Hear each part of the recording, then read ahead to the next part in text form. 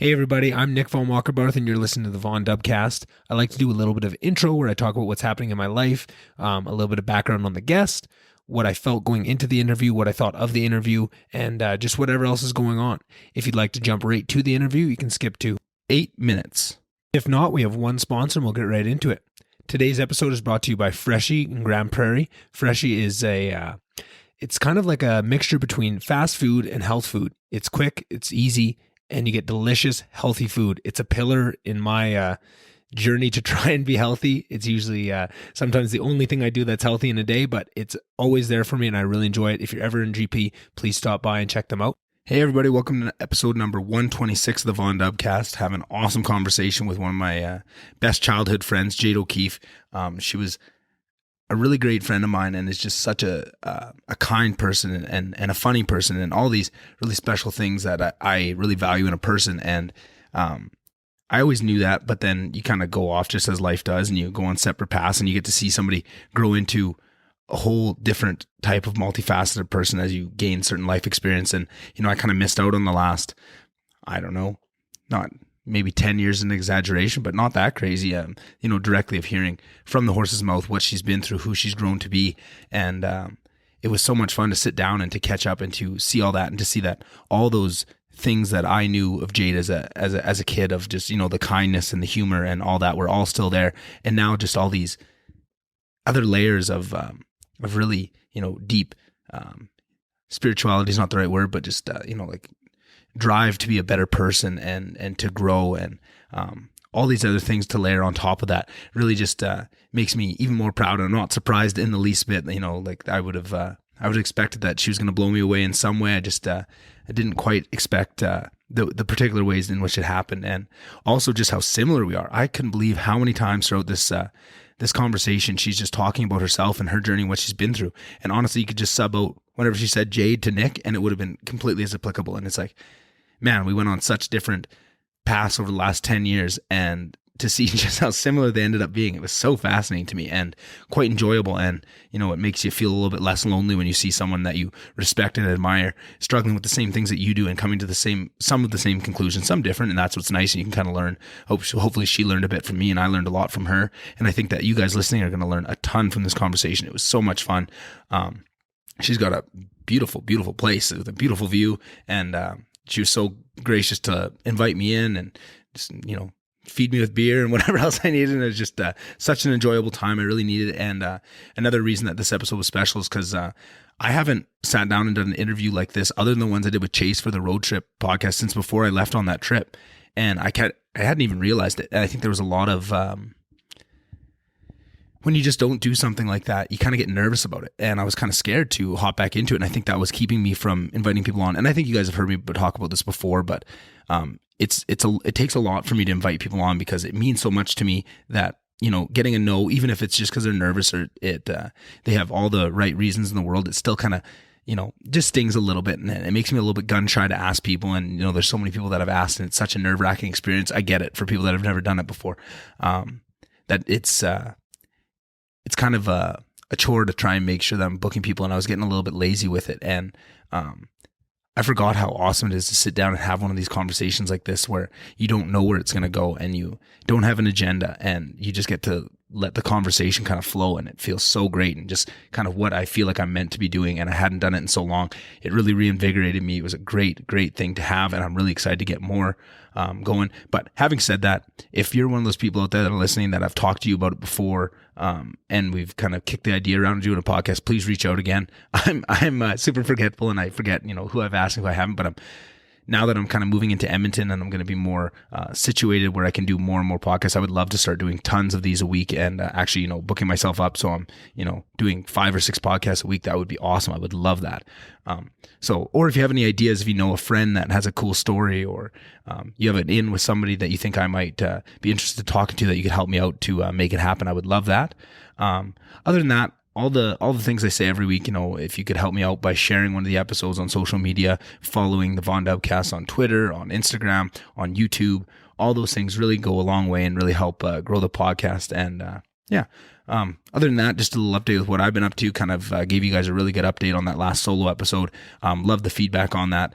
It's tough because it was an emotional episode and talking about what I'm going through. And I had so many people reach out, and I both love that and hate that, because I don't want people to worry about me, and I don't want me to be worried to talk honestly about what I'm feeling, because I'm worried that people are going to worry about me, which is kind of a weird little runaround around that issue. But I do appreciate all the people that reached out and sent those nice messages and gave me calls and just checked in on me.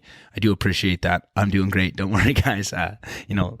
As much as, there's tough things going on, there's so many people that have it a lot worse than what I'm going through. Mine is pretty small potatoes in the grand scheme of things. And then also on top of that, I just always have this, I love life so much, and I love how random and how lucky we are to even be here. And, I think about this so much, of just how crazy it is that human beings have even gotten to this point where we can, have a podcast. Like, that is just crazy to me. And how one tiny little flap of a butterfly's wing could make this all come crashing down, and just how it could all end tomorrow.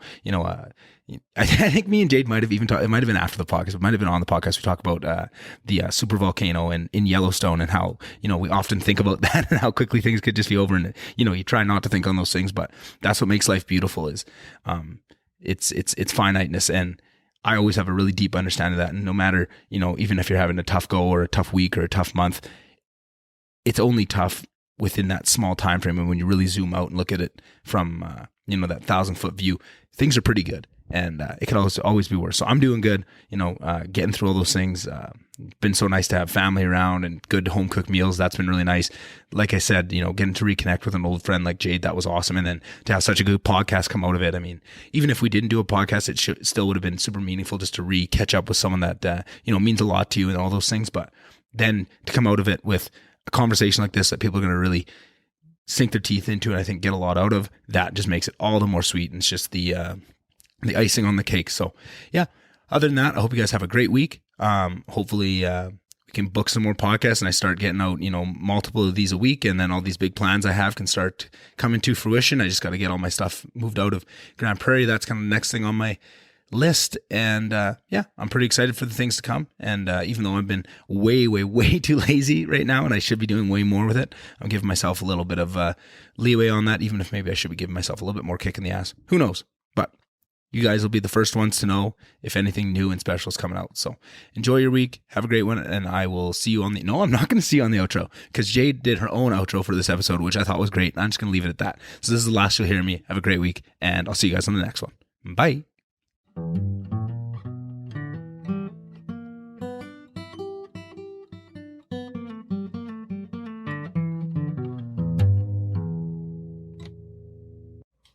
Beautiful. All right. Well, thank you so much for being here, Jayde. Oh, thank you for having me. Actually, technically, you're here. Yeah. So. Thank you for having me into your wonderful home. It's much better than my staying with my parents right now. Feels a little bit better. So I kind of want to start off with just where we're right now, up on the 18th floor, looking over beautiful Edmonton. How do you like living downtown?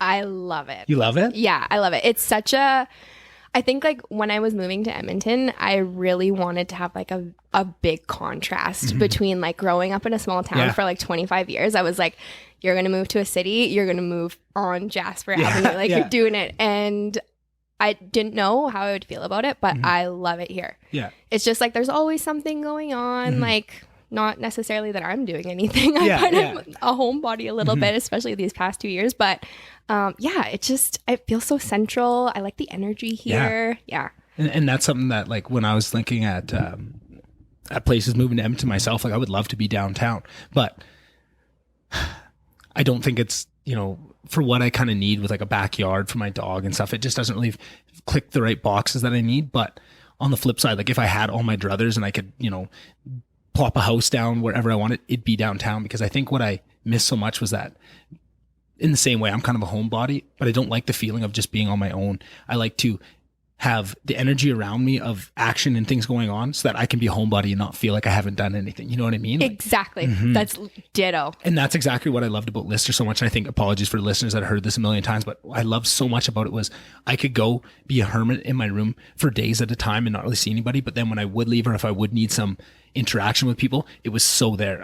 I could walk down the hall and I could see people. I could go down across the street to Duke's. I could go onto campus and I was going to see people and I could get re-energized. But it was completely up to me when I went on those 2 cycles. Whereas like when I moved to GP, it's like you are going to be alone all the time. And then you can come for a trip to Edmonton and see a whole bunch of people and get so overwhelmed with like too much and then go back and it's just kind of pillar to post, and it wasn't any of that happy medium. So I think that's kind of what I'm looking for. And I think I don't need to be downtown to get that. I think just being closer to my friends is going to be a lot better for that. But for sure, it's definitely, as soon as like, I think we texted a little bit about that, about, you know, living downtown and the energy. And I was just thinking like, man, that is so like after my own heart. Cause that's exactly why I'd want to be downtown. Like exactly. Like it's not like I'm a big party animal that needs to be, you know, by all the bars or nothing. That's not why I'd want to be here. But no. Like, I can't remember the last time that I went out to a bar, but it's the little things. I think it was last Saturday. Oh yeah. And I think it was with me. Yeah. That's why I can't remember. There's too many vodka sodas that went down. Okay.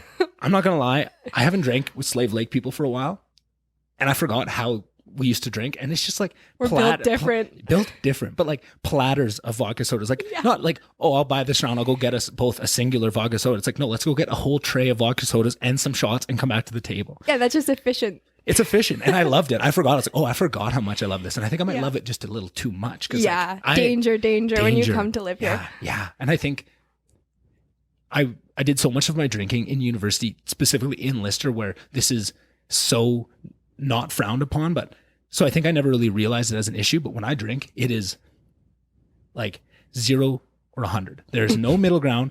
Once I start going, I go, right? And that's probably not the healthiest thing. And I feel like I don't know how I didn't realize it in just the last couple of years. Like, because I think when you're doing it all the time, it just seems that's what everybody's doing. And it's so normal that you don't realize, oh, it's kind of an issue, right? Like, I don't know when I've had like a couple drinks. That's just not what I do. Either I'm not drinking at all because I don't really like to drink, but if I am drinking, I'm going all the way. It's platters of vodka sodas kind of. I was just going to ask you that. I'm like, so you don't like, you're not really a casual. See, I am opposite. Well, I guess I can't even say it. I'm just a drinker. Yeah.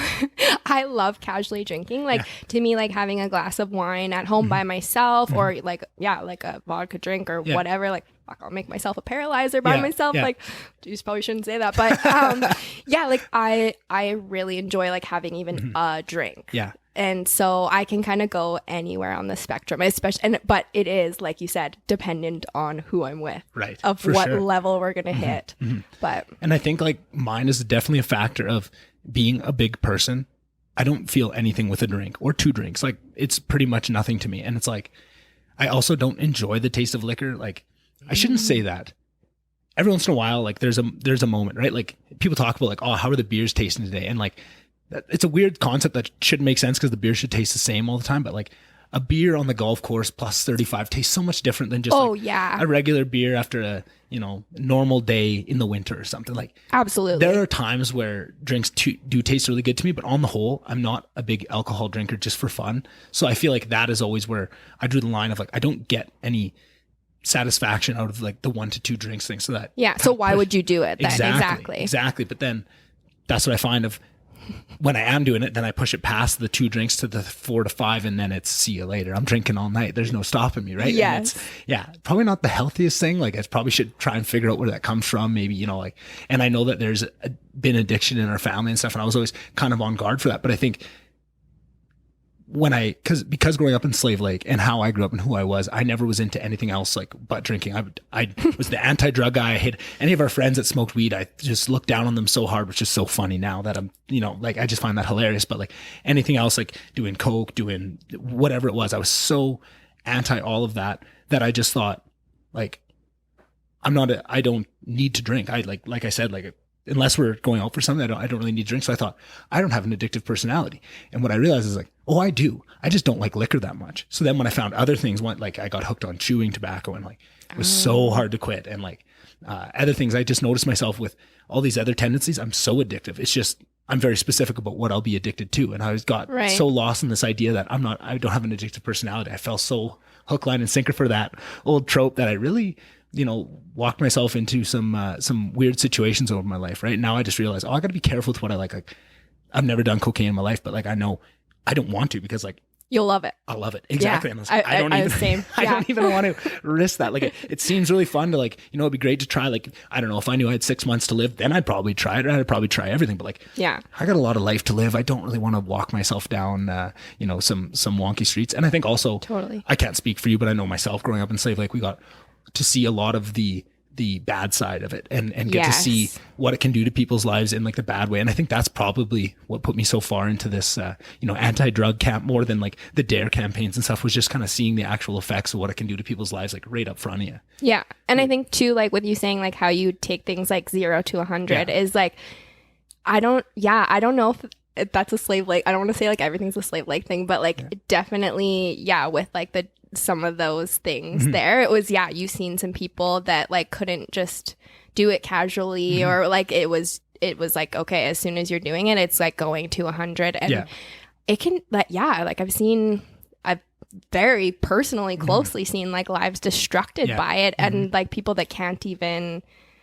realize that that's what's happening. And I wonder what that is about, like, because I also think like that is kind of a Slave Lake thing, that like 0 to 100, and I'm trying to just like in the moment think of what it is. And I wonder if it's because you have, when you grow up in the city, you have all these opportunities in front. You can pretty much go do anything. You kind of have, the world is your oyster. In a smaller town, you're kind of limited to the things you can do. So when you do find something that really pushes your buttons, you can do it. You kind of do it all the time, and you can't just, you know what I mean? That's true. And I wonder if that's part of what it is, right? Like if you're sitting there bored for weekend after weekend for a whole summer, and say, because there's not much to do and whatever, I'm sure everyone that grew up in a small town has one summer like that. And then you find this substance like that makes everything fun. Yeah. So one summer I came back from university, and all my friends, like tons of my friends in university, were really into Molly, really into raves. They were loving it, right? And when I'd come, and so I was really into, I never did it myself, but not that I wouldn't, I would, I'm kind of kicking myself for not at least trying. That was one of those things where I was like, I wish I went to one rave with all my, because I had like, I probably could have gone with like 60 close friends and had like an amazing time. And I never did it because I was so staunchly in that camp of anti-drug for so long. But I remember one summer coming back and just realizing, because my friends they'd do Molly, but they'd plan it out like, because they wanted to leave 3 months in between doing it, so that like they were letting their whatever, that serotonin or whatever in their brain recharge, and they're not overdoing it. So they'd have this like strict schedules. Is that how long it takes? Like 3 months? I don't know. That's just what they're doing. And I want to say this is when they were first starting to get into it. As they got deeper into the rave scene, definitely the 3 months turned to a month and a half, turned to 2 weeks, right? And I got to see it. But this one summer when from what I'd seen with the people closest to me, how they handled that drug, then coming home, and they would only do it at like a big show. So they'd plan around like, oh, so-and-so's coming to Edmonton. We're going to go see them this show. And then I'm not going to roll for this show because I know there's another one 2 weeks later. They're using it to really like enhance a specific experience. Yes. So then I come back and I start hearing people talking about Molly and stuff. I'm like, oh, you guys do Molly here too? Like, I didn't even know Molly had made it to Slave. Like, what do I know? And then they're like, yeah, we just like, me, this guy and this guy just did it at our house the other week. I was like, just like the three at the house. Like, yeah. And I'm like, huh, weird. And they're like, yeah. And then so we did that weekend. We did the next weekend. We did it in the middle of the week. We did it on a Wednesday. I'm like, okay, this is a little different. Like, and I was thinking like, why is that so different? But maybe it is if you just have all the opportunity in front of you in Edmonton that you can do whatever. But if that's the one thing that you really kind of ride it into the ground type of thing, I don't know. Maybe. I have no idea. Interesting. Yeah. Yeah.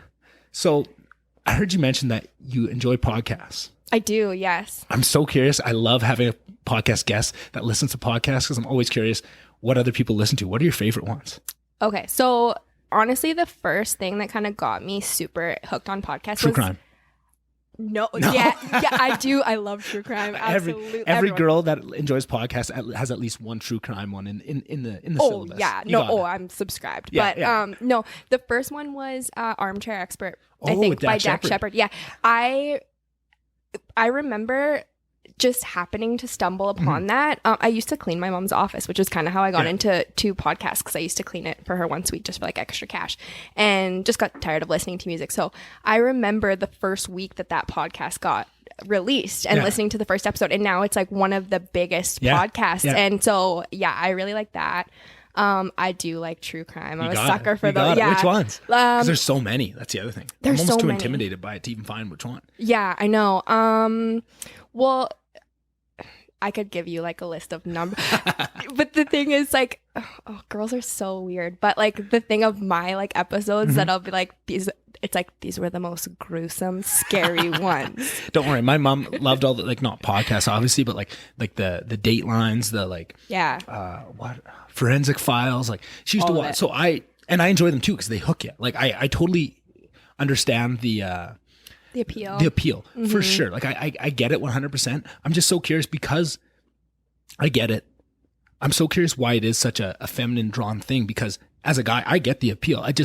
I've never gotten hooked. And it seems like just from what I watch out in the world, it seems to be way more female dominated. Like I wonder because it should be just as equally appealing. But then you wonder, is it like, it should be less appealing for women because like quite often, I mean, maybe not, but like it's the women, like a lot of women that are targets of like these gruesome crimes and things like that. And that we enjoy to hear about, Which is the only rationale the other way that I think of too, because like as a guy, I don't need to listen to that to like find out how to arm myself against it and to know what kind of crazy is out there because unfortunately, like this is a sad thing, but like growing up with a sister that we talk about these things all the time, like I understand that men and women walk through the world very differently. Like the level of fear and the level of alertness that you have to have as a woman is so much different. And I wonder if that's what makes it so much more appealing because I don't know if it's, looking to how to prevent it so you know all the red flags. Studying. Studying to make sure you don't get kidnapped or something, right? Or just to know what kind of crazy's out in the world to make sure that you're not, walking through the world with rose-colored glasses. Like that's kind of the only rationale I see there that would make it more female-dominated because it's compelling content. It's not like it's not the most interesting thing in the world. Sadly, that's just how humans are wired. But it is, like you said, you see it on social media and like TikTok and things like it's very much a girl thing right now that like girls go to sleep listening to or watching crime shows. Like, why are you messing with her feelings? She literally is listening to someone getting decapitated before she goes to bed to relax. Eh? But that's interesting that you say that because my dad used to call me Gomer when I was younger and it's like a character from I think it's like the Andy Griffith show. Yeah, I think so. Yeah, and it's like a super gullible character. And he used to call me Gomer because I am so trusting and so naive to like just people in the world and thinking the best of everyone until so maybe that's it. Maybe that's like me trying to combat that. Ungomerize yourself? Yeah, de-gomer. De-gomerize, yeah. Oh, that's funny. So armchair expert, you got a little bit of true crime everybody's got to have in their saddlebags. And then what other ones? Do you have any other ones that you listen to? I really like Trash Tuesdays. Trash Tuesdays. Is that with Kalila and Esther Pavitsky and what's the other one? She's Annie. Hilarious. And Annie Letterman. Yes. Those three well, I guess Kalila's not a comic. She's de facto comic. That's a great show. I really enjoy that one too. Me too. How long have you listened to that one? How did you find it? Is more where I'm curious. Yeah. Because I'm so in this world that like I know everyone within like the comedy podcast world. I pretty much know everybody, but I'm always so curious that people that aren't super nerdy like me that are so down the rabbit hole, how do you even find that stuff? Like, I definitely through Jamie because and through Tiger Belly. Right. Like kind of started with Tiger Belly. Yeah. Started with Tiger Belly and then obviously love Kalila. Yeah. And then Kalila's an amazing person, hey? Yes. I find her so intriguing. I fell in love with her on Tiger Belly, but then she went on, I don't think you know, but Take Your Shoes Off with Rick Glassman. He's an autistic comedian in LA, and he's just one of the most interesting guys. I love his show, but he had her on, and I feel like on Tiger Belly, it's so much of it's a production, and from time to time you get to look behind the curtain of who she is, but he did such a good job of really telling her story and letting her shine through, and like just getting. And she's so willing to be vulnerable and to open up about this stuff. Like I fell in love with her. Like she's just one of the most amazing people I've ever seen. And when I saw that she was getting her own podcast, that she could fit more into that role where she could go deeper and talk about those things and doesn't have, the black hole of gravity that is Bobby. Yeah. Right? Exactly. So you don't really get to see her for everything she was. I was so excited when they started. But what was it called before that? Because it wasn't called Trash Tuesday at the start. Yeah, it was called oh my gosh, I had it and I just lost it. It was called something like Vampires or Blood or Bloodbath. Bloodbath. Was that what it was? Bloodbath, yeah. Because I remember I watched the first few episodes of it and I really liked it. The only thing is I listen to so many podcasts now that I almost can't listen to all the ones I want to. So I just kind of dabble in and out and every once. So like that's one of those ones where Trash Tuesday I'll listen to every 10th episode, every 20th episode. I pop in and out, but if I had all the time in the world, if I could, hit the pause button on life and just listen to podcasts for a bit, which used to, it's so funny because when I was a kid, I used to always, that would be my dream. I'd fantasize about this all the time, that I could just pause the world and read books, because I love books so much, but you're never going to have enough time to read all the books. So you have to make sure it's efficient. Like, am I spending my time trying this new book that might suck, or should I go back and read Harry Potter for the 19th time, right? And I just wished all the time I could just pause life and like just read for a while and then like unpause and go back to the world. And now I think the exact same fantasy, but it's about podcasts. Yeah. Right? And it's funny how like, I find it funny that I'm such a weirdo that of all the things you could wish for, that's what I want. That's what you want to pause time. Yeah, that's Yeah. your superpower. Oh, I just cracked up when you said Harry Potter, because it just like instantly took me back to one summer in Penticton. I don't know which book it was that came out. You probably do. And it came out like right in the middle of summer. And you and Courtney like went to the like in line at midnight to get sure. get this book when it was released. And then it's like the next day and we're like tubing and whatever. And you guys were sitting in the camper reading your Harry Potter We were having a race to see who was going to get to the end. Yeah, it was me, Courtney, my cousin Katrina's who brought us there. And Katrina's so awesome. She's been on the podcast before. Like I want to have her on way more. She's just an amazing person, but she was always quite a few years older than us, right? But she would just take us to do all the fun. She was the funnest cousin ever. So she takes us. There's a huge line up there, right? And the thing about my cousin Katrina, she doesn't wait in lines. That's just not something she does. So she's like, we're just going to sit here, and we're all kids, right? We just follow whatever she says. And we're every 10 minutes, we're going to scoot one scoot. And we just slowly, as we approached midnight, scooted into line and got like in front of all these people. Like, would mortify me today, but for whatever reason at that time, you're just kind of listening. But no, and then we had a competition to see who could read it the fastest. I think we were done by like, I'd say by the next night we were done. Which is insane. Absolutely those books insane. are huge. And also, but we're so obsessed. Yeah. Oh my God. And I don't want to say the name of the person, but Courtney also had a friend on that trip, and she got the book too, and she was a big reader. And I don't know if she was as big a reader as me and Courtney, because we were so obsessed. We'd read all the time. We're very fast readers. And I think we were kind of all saying like, oh, I'm on this chapter. And then because I think she might have been a little bit behind, but she didn't want to admit it. So she was saying, and we said something, and you could see in the look on her face that spoiler alert. Yeah. And it was a bad one too. Oh no. I can't remember what it was specifically, but we're both kind of like, ooh, but didn't, I don't think we've ever brought it up to her after that. Oh, no, that was a fun trip. Did you ever read any of the Harry Potters? Did you read? I did, but I definitely fell off around, I think like the third or fourth book. It wasn't my, like, I enjoy the movies, but it definitely wasn't my jam. Yeah. It was way too much my jam. Yeah. Yeah. Like probably a little bit psychotic with how much we were obsessed with those books. Interesting. We're just talking, like me and my sister, about doing using the podcast to do like a Harry Potter series where we reread them, and like we'll read the first book and then we'll hop on a podcast and talk about it and all the feeling and like all the stuff. Like and a little book club. A little book club. Yeah. And go through all that, because it wouldn't be just Harry Potter. We'd probably start with that, but then there's so many series that me and her are like obsessed with, like Twilight and I hit that pretty hard. You hit that Twilight hard? Yeah, I hit that hard. Yeah. Oh yeah. Yeah. Were you an Edward or a Jacob girl? Edward. You got it. For you sure. got it. Yeah. No, it was interesting. What was I had a big come to Jesus moment with Twilight the other day about what it was. I'm trying to think of I came up with this really good theory that I thought was genius and totally tied together with the Twilight series, and I can't even remember what it was. It was about Team Edward and Team Jacob, because like me and my sister both really didn't enjoy the second book that much, because Edward kind of takes off. Yes. And it's more Jacob centric, right? Yeah. And you're and it's very angsty. It's very kind of Rage Against the Machine, sadness and stuff. And I feel like just like, thank God, but our upbringings, me and Courtney, couldn't really relate to that. And I think there's probably so many people out in the world that really could,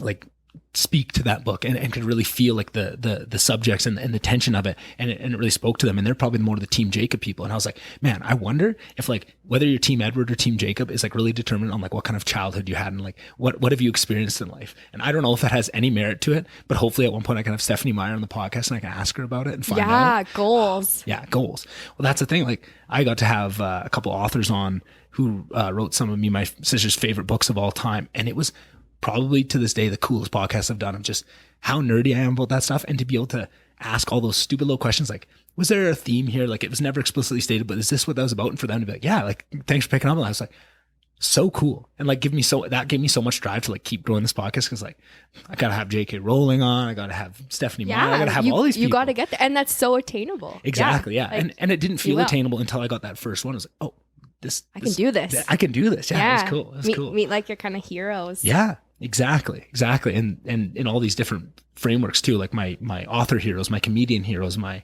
hockey heroes. Like there's so many different things, and my interests are so weirdly multifaceted, right? Like I love science and AI and that type of stuff, but I also love, like video games and League of Legends and stuff. Like it's so silly how widely spread my interests are. Which is, I think, great. I mean, yeah, it's like a well-rounded person. I don't know. And I think, and what's funny to me, and that's actually kind of leads into something I wanted to ask about, because we have our 10-year high school reunion coming up, right? Like this summer, I think it's 10 years. Yeah, this summer, Crazy. And just thinking back, I'm almost like, the question I wanted to ask was kind of how do you feel about it, like coming up? Because for myself, when I was thinking about asking you that question, every time I'm trying to think of questions I'm going to ask a guest, I would kind of ask myself it too, just to see how I feel on the subject. Yeah. And I was thinking, like, I was hiding so much of who I was, and I was such a, I was trying to be what was cool and what Roland Michener thought was cool, right? Like the hockey player, all this stuff, that I really kind of kept so much of my other parts kind of hidden, that now that I'm so open about it, I'm almost scared to go back and see people. This is like, like, do you guys even know me? Like and also I don't remember, like, who was that? Cause I don't know, maybe I was just the same goofy Nick back then, and I haven't changed that much, but like, I don't remember. Like, and I think about that a lot of, like, was I nice to people? Was I mean? Like, oh no, you were nice. I think I wasn't. Well, I guess that's my impression. You were nice to me. Yeah, and I we hope were friends though. Yeah, exactly. And I feel like, and when I do this process, I go out and I'm like, but I was pretty much friends with everybody. Like I was all over the place because I was so interested in all these things. I wasn't kind of, if I couldn't talk hockey with someone, it's not like we just had nothing to talk about. I loved so many things. I thought I was friends with everybody, but I worry so much of, like, with the personal growth you do, you kind of look back and you are almost embarrassed about who you were a couple years before. And then, like, oh my God, yeah. Right. And then you extrapolate that all the way back to high school, and you're just like, oh boy, like, what if, and how easy it is to hurt someone, and just the small things you say. It's like, I almost want to just like roll into the reunion. I just want to start off, if I offended anybody, I apologize. I'm so sorry. I'm a better person now. Yeah. But the nice thing is probably everybody's thinking that too. And everybody's going in with that same kind of thought and that same likely. way. Yeah. But you don't want to end up like you're thinking, you're like, hey, and someone's like, I hated you in high school. Exactly. That's my biggest fear, because I also have a huge trauma around everybody loving me. I can't stand if somebody doesn't like me, right? Like that's one of my bigger things, right? So it really hits some of those buttons. But I'm curious for you. Yeah. Are you excited for it? Are you scared for it? How do you feel about a reunion? Okay. So how I feel about it now is very different than how I felt about it a month ago when it was announced. Okay. So, the first time that I heard of it was in like my group chat with the like our 4 girlfriends. Girls, yeah, exactly. And I think the post on it was like, it was a Facebook post, and it was like, is there any interest in doing a 10-year reunion? Mm-hmm. It's coming up this year. And my response in the group chat was absolutely fucking not. Yeah. And it was just, I guess, the place that I was at. And I think like, you will relate to this a lot. And I was listening to your episode last week or the week before about that whole thing of like being proud of what you're doing right now. And I think my thought process at that time, and it's not anymore, but at that time I was just like, well, like, what have I done? Like, I left high school and I like had a great job and a boyfriend and a house, and like I did all that. And then now, like, I just moved to Edmonton and like I'm hanging out, renting an apartment downtown. Like, what have I accomplished? So many of our friends are like getting married and having babies and things like that. Yeah. And so I was just like, oh fuck, like I don't even want to go back and just be like, what do I have to talk about? Yeah. But which was so flawed and so wrong. Yeah. And I've really come around to it now. I don't know 100% if I'm going. They haven't announced which weekend it's going to be. Yeah. So, I mean, we'll see how it plays out. But I have done so much. I'm always doing reflection. I mean, personal growth is just like a daily thing for me. But I've done, even in the last month, of a lot of career reflection. And I told you that kind of before we even started this podcast, was that it was interesting because when I knew I was going to be on this, I started thinking like, okay, like maybe what are some things that he's going to ask me and stuff. Just started really reflecting. And I'm like, wait a sec. Like, I've actually accomplished a lot. Yeah. Like, I know I've accomplished a lot internally with personal growth, but I guess I think like, oh, people can't see that or people can't understand that. So what have I done like externally? But I've done a lot externally too. And it takes kind of looking back and like giving yourself a little attaboy. And I'm like, I can... what do I not have to be proud of? And that's a skill too, of like learning to give yourself those pats on the back too. And that's something I really struggle with too, is making sure that I'm being fair with my criticism and my view of myself, because I was the same way. Like, if you would have asked me 2 weeks ago, 3 weeks ago, I was thinking the same thing. Like, I'm really excited to see everybody. I would love to do that, but I'm not very proud of what I've been doing lately, which is crazy. Because like at 23 years old, I hopped into a crazy job that was way, way over my head and figured it out and kind of rose to the challenge and did some really amazing things.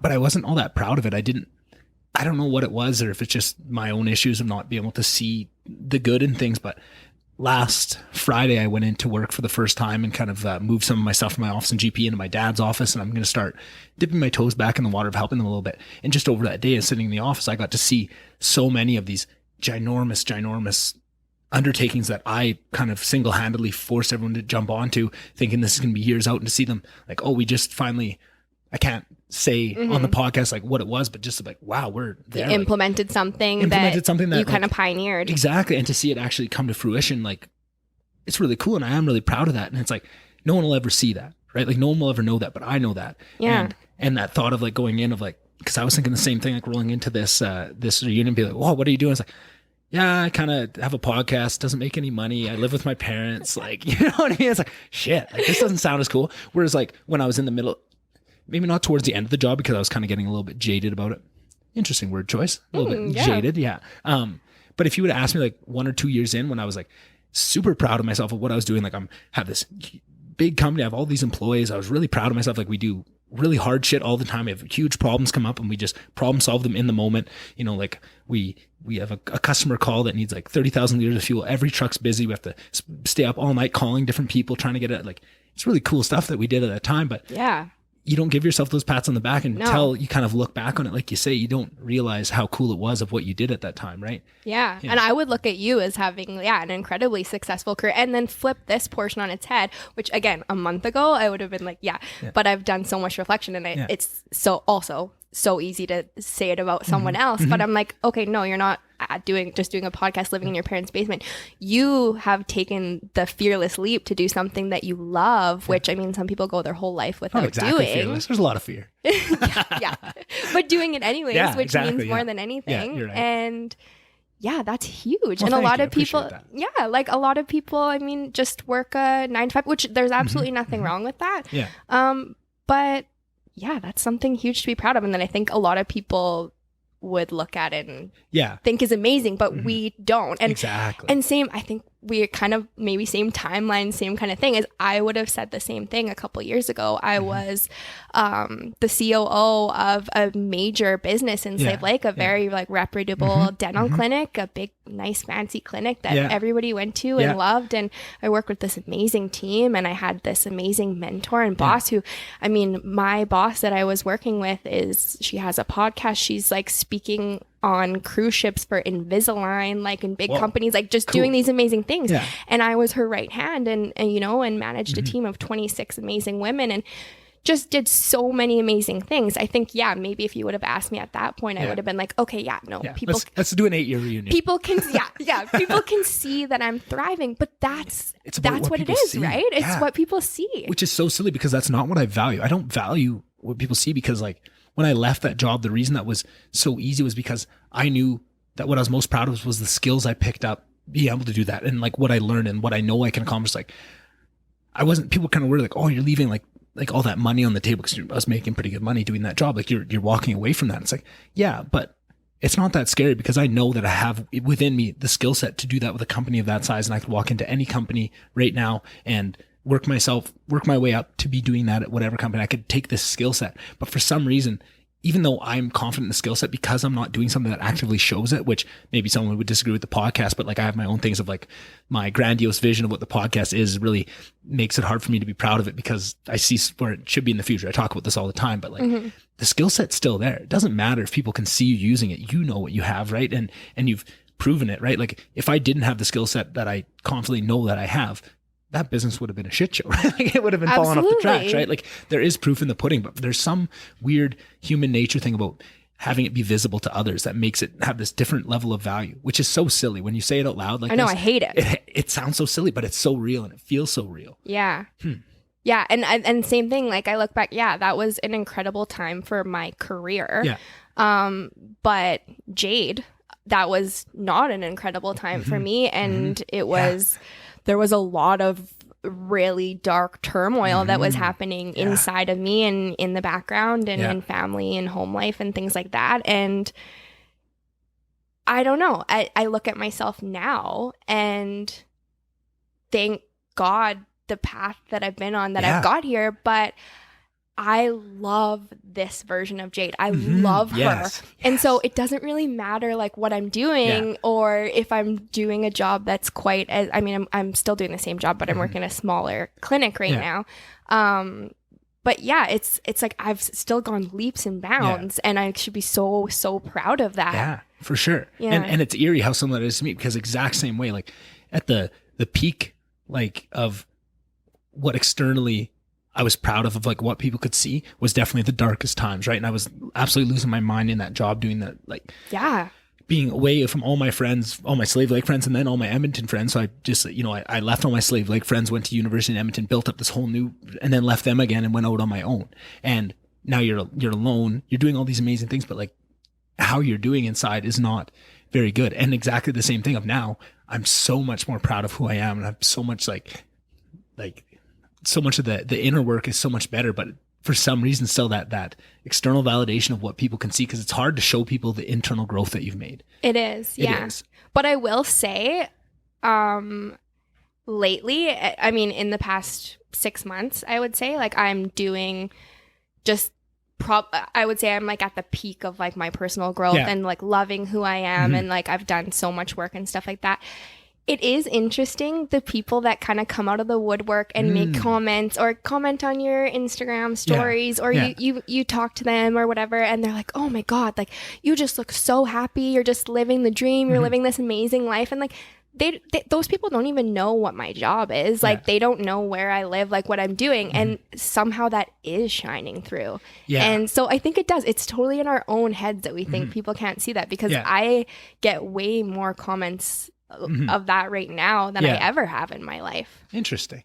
Yeah. And as you say that too, that it was something I was going to bring up to you, was that it seems like over the last couple of years and this is purely from social media, and this is kind of why I wanted to couch it, because so often I've been wrong, where somebody looks like they're just like from their social media persona, it looks like this is the best couple of years of their life. And I'm thinking, oh, they're doing so good. But then when I talk to them, it's not. And I was curious to kind of couch before I asked that question, because it seems like the last couple of years, you're just thriving, living life, like loving, look so happy. Exactly. And I feel like we've had conversations off the podcast, like over the last couple of months about that type of thing. But I always kind of, I've been wrong so many times now. I almost want to couch it, because I feel like that's also kind of shitty to, if someone isn't, right? Like if you are wrong, you kind of, if someone's having and if you're having a conversation where it's intimate enough for them to go to that level and to talk about some of the things that they've been going through, it's tough to start off and say like, oh, you look like you're doing so well, because then you don't want to turn it on their head and be like, actually, I haven't been doing that good. So I always never want to ask that, but I'm glad to hear that it sounds like what I'm seeing on social media, all the happiness is actually reflecting what's happening behind the scenes. Because I feel like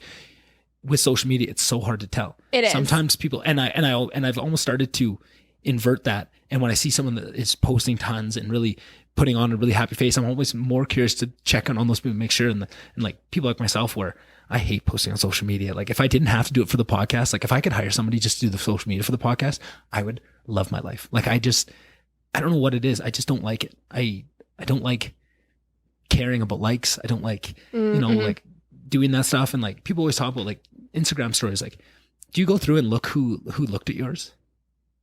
You don't have to answer that question if you don't want to. But so many. Sometimes it is something I really try to like police. But I mean, have I done it? For sure. Absolutely. Yeah. And that was something that I just realized in the last couple months talking to people that is way more common, because I've never done it once in my life. I just good. That's healthy. It is, but I think it's not something that like I'm proud of or that I've tried to do. It's just not in me. I'm not a big social media person. I don't know. I like to lurk. I don't really like to let in, right? Like. Yeah. And I've tried to investigate a little bit, like where that comes from, or why is that natural to me? Why do I not like that stuff? And I have no idea, because it seems like it's pretty fun and all. Like I see the appeal of all those things. I see why, but for some reason, I think it's probably the not devil's advocate, that's the wrong word, but just the contrarian in me, that so many things are saying like, this is what you should care about. Instagram is important. Social media likes are important, that I just naturally hate it and want to shuck it off, because I'm like that with everything. You know, like everyone talks about Euphoria and how amazing the show is. And all I can think is like, I never want to watch that show in my life because everyone loves it so much, which is so silly, but that's just who I am. Always have been, right? Like, so I don't know if that's kind of what pushes me away from it, but. I mean, I think in this specific situation, that's probably a great thing for you, because I do think like the grip that social media has on society is incredibly unhealthy. But yeah, I think I enjoy social media. I enjoy the creativity of it. Yeah. That's, I think, why I'm such an Instagram person rather than a like Facebook or Twitter or whatever. Right. Like I hardly use those two, but I love Instagram, I think, just because I'm such a visual person and I really see it as a creative outlet. For sure. That being said, I also go through different curves, and I can recognize when I'm posting and just posting because this is how I feel and this is what I want to share and I'm being creative. And also sometimes that I am scared to push the post button because, oh, like, is somebody going to think that I'm bragging, or is somebody going to think that I'm posting for this reason or whatever? And which is, one, to speak on that, one, no one actually gives a shit. Like no one's actually thinking about you that much that they're like wondering about your social media habits. Like thinking of why you do the things that you do. Like it's, no one's focusing that much in the grand scheme of things. But also it's just like, who cares? But I like when I am the first version where I'm just posting it out of enjoyability. When it's authentic. When I find that I'm starting to look notice likes or like think about those things, then I do kind of like just go like and kind of back away from it, because I don't like that mind frame, and I don't know how to And you mentioned two things there that, as I was saying, I don't know why I'm like that. You mentioned two things that really hit the nail on the head for myself. Is one, I'm so worried that people are going to think, because I'm so not that person to care about that stuff, that I feel like just posting anything, people are going to say, like, one of the first things, like I would, the only thing I used to post on before I got the Von Dubcast account, the only thing I'd post was just every once in a while I'd record a song and I'd put it out there. And even that, I hated doing it, because like I was proud of it, but I feel like people are going to think, oh, does he think he's good? It's like, no, if you knew my actual feelings about what I think about my own music, you'd run for the hills. Like I hate everything I do. I'm just like, not my guitar playing, but like when I try and sing and stuff, like I hate it. And I'm so worried all the time that people are going to think like, oh, who does this guy think he is? And that's such like a big fear of mine, because it's like, I know it's not true, but if you know it's not true, why are you scared of it? Right? It makes no sense. And then the other thing you mentioned was you enjoy Instagram and you enjoy the creativity of it. And I feel like that's the other reason I don't like it, is because I'm bad at it. And I don't like being bad at things, but I'm so bad at social media. Like trying to, like, if anybody is listening and like follows my Von Dubcast account, because I realize that just posting anything and just kind of keeping it up reflects in how many people download the podcast. It actually means something. So I force myself to try and post something every day, try and keep on it. Yeah. But like, it's not very creative. Like I use the same font. I use the same things. Like it's not pretty. It's like everyone else's Instagram. I'm like, how did you guys get a degree in Instagram? Like, how do you know how to do all these things? Like I just trying to like make one of those like little like ask a question things takes me like 25 minutes. Like it's so time consuming and I'm so bad at it. And I'm sure if I really tried to, but also that's okay that that's not something that you're good at and enjoy. Like we all have our specific skill sets. And I mean, I am not on any level of so many people. I mean, there's people that make millions a year out of content creators and things like that are doing amazing things. And then, I see TikToks of like how to make these beautiful stories and stuff. No, that's definitely not the level I'm on. But like I enjoy posting, but it's just that wondering what people are going to think. That is, on that note, one time that I really noticed that was on a Bell Let's Talk day. It wasn't this past one, but it was last year. And I was really struggling. I've struggled with depression for a few years now. So it is something like I do like to be open about, because I like where society is going with that. It's on a good trajectory. Yeah. And if everybody doesn't share, then it doesn't go that way. And so like, I do like to do that, but it was last year, and I was wanting to post something that was vulnerable about myself and kind of my struggle and just kind of where I was at, and just so that, you know what, because there was days when I was having really, really dark days that something I saw on Instagram changed my whole day. It was just what I needed to see, whether it was a quote or something like that, and I was just I think everyone will feel that. I think everyone's had that day where, and for all the dark things we talk about in social media, there is benefits of it too. There Absolutely. is that. Yeah. And so, I kind of have this mindset that, I mean, maybe a lot of people won't, but I think like the universe kind of can use those things as a conduit For sure. to kind of send you a message. So there's been so many of those. And so sometimes when I have the urge to post something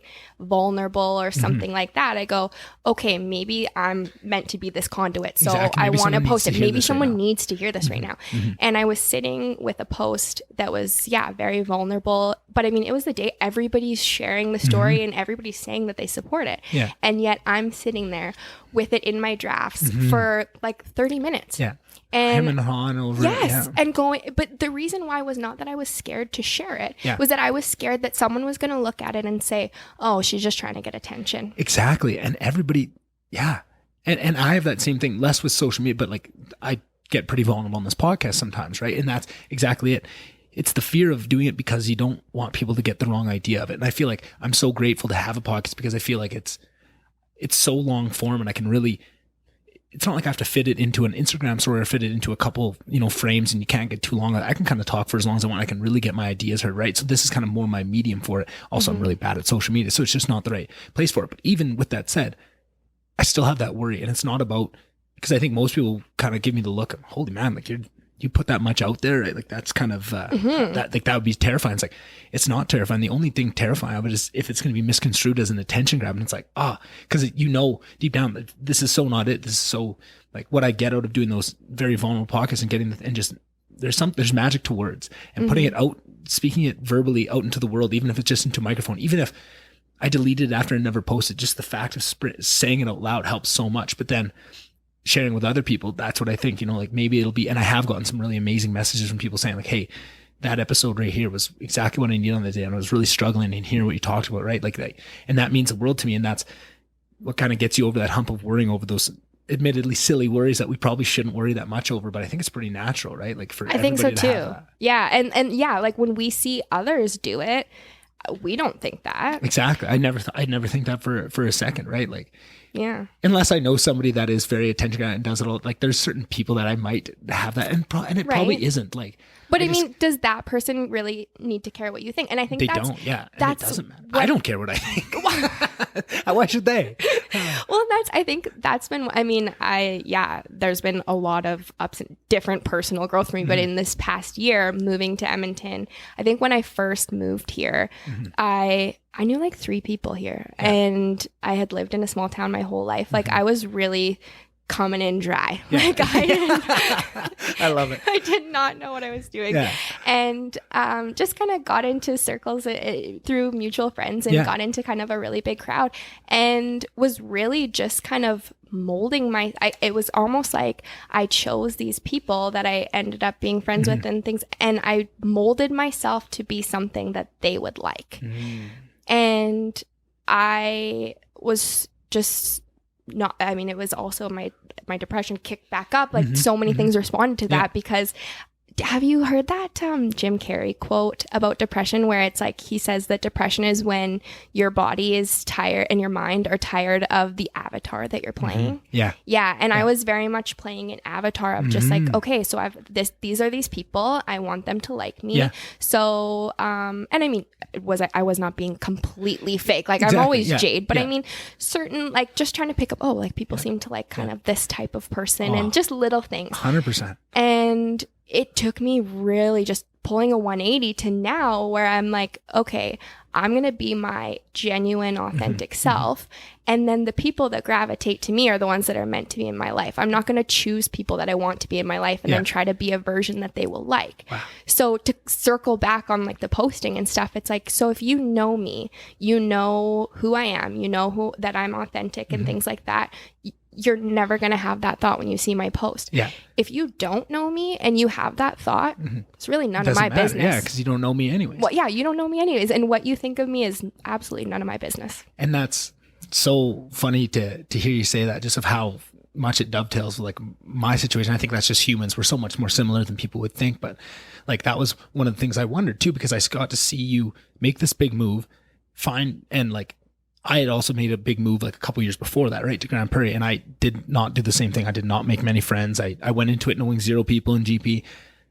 other than work. And I left knowing 0 people from GP that wasn't through work, pretty much. That's a lie. The last couple of months, once I quit my job and I went to jiu-jitsu, I met a bunch of really great friends there. And that sucks now that I'm leaving that, because I love that gym and I love those people and they're awesome. Right. But before that, I didn't really know anybody. I didn't really go do anything. And I would watch you on social media once you met. And I was like, man, like, why can't I do this? But then it was also this thing of like seeing you, because I know who you are and I know who you are, but who I got to know was within the confines of Slave Lake. And I also got to know of watching like my sister, who I knew very well and I knew more than she put out into the world. And she was always kind of pigeonholed into who she was. And then when she went to Lister and kind of opened up the boundaries, she got to really show so much more of who she was. And then it kind of surprised people when she came back and they said, oh, I didn't know you were this outgoing or that or this funny or whatever it was. And I was wondering that of like, do I just not know Jayde well enough? Or is Jayde putting on a little bit more of, a little bit of spin on who Jayde is, right? Like I do too. And that was the same thing I was struggling with. Mine was more work stuff of, I'm a 23-year-old goofball. I'm the biggest goofball ever. You know that. You grew up with me, right? I'm a huge goofball. But now I have to come in. I'm 23 years old. I have 50 to 60 employees that are all way older than me. I have to put on this persona all the time and prove yourself. But not only that, but it's with every different person, because like I might, for this one driver, I might have to put on a very, serious and like adult, and I can do that. And it's not that much work, but then I can be a little bit more goofy. I might need to be a little bit more, more like a therapist to this one person, but I have 50 different avatars I'm putting on. It drove me crazy eventually. It's just like, I don't want to be this. I want to be who I am. Right. And that was kind of what I did. That was my goal when I started the podcast, was just to be like, for a couple hours a week, I'm just going to be exactly who I am. I'm going to put out there. If people want to listen and want to see who I really am, they can. And if they don't, I don't care. Don't listen. Like, it doesn't matter. But then it's the same thing. Like, if you don't know me, what do I care? Right. I give you the opportunity. If you really want to know who I am, you can. But if you want to make judgment calls on who you see in the little interactions, but then it almost made it worse, because now I'm living, I get the little taste every once in a while of getting to be completely me and doing something I love. And then I have to drop that, go back in, and I wasn't able to talk about certain things, right? Like I didn't want to talk about the fact that I smoked weed. I didn't want to talk about, certain other things. And I can't talk about work, this huge piece of my life that, like I said, I'm very proud of this, like these huge things we're taking on, but just the way corporations work and at a certain level, you just can't really talk about it. And it's like, man, I'm doing all these things. I'm going through all these crazy, deals and all this stuff, and I can't talk about it. And it was driving me nuts a little bit, because like my whole goal of what I want to do with this is to be so undeniably me, of every piece of me that I am. And there were certain things that wasn't letting me, right? And that just was tearing me to pieces. And I just like, it was some really dark times, right? And like, talk about depression, I've known that quite well the last couple of years, which I would have never pegged me for that type of person. Like, if you would have asked me in high school or even university, and once I recognized it, I could go back and I could see it way before I ever attached a label to it. I could see it's not something that just sprung up in the last couple of years, but I never, and I wonder sometimes, like, did it make it worse or better to actually realize what it was? Because in so many ways, to actually just recognize, and it came through podcasts of hearing people with depression talk about it, like, holy man, that really sounds like me. Like, oh, is that what that is? And it helped in so many ways, because it's not that scariness of like, what's happening to me? Like, you kind of understand that, but then also to realize it, then you kind of, when it starts to creep in again, I know what this is. And you kind of gets you down too. It's a kind of a double-edged sword, where there's a lot of benefits to recognizing what you're dealing with, but there's also a lot of benefits to kind of being, aloof to it, like not knowing. Yeah, because I definitely think like you said, it's a dangerous area where it can really be used as an excuse. And I mean, I would never call anyone out for that, but I know that I could do it myself and use it as an excuse. And for me, like, I don't think that depression is a lifelong diagnosis. And I hope that that's not something that I struggle with. I am not hoping to have this as like a crutch or any excuse for my life. I don't want to be that person. And like you said, I think that is one of the reasons why I struggled so hard. And I struggled for a long time. I was trying kind of every therapy, journaling,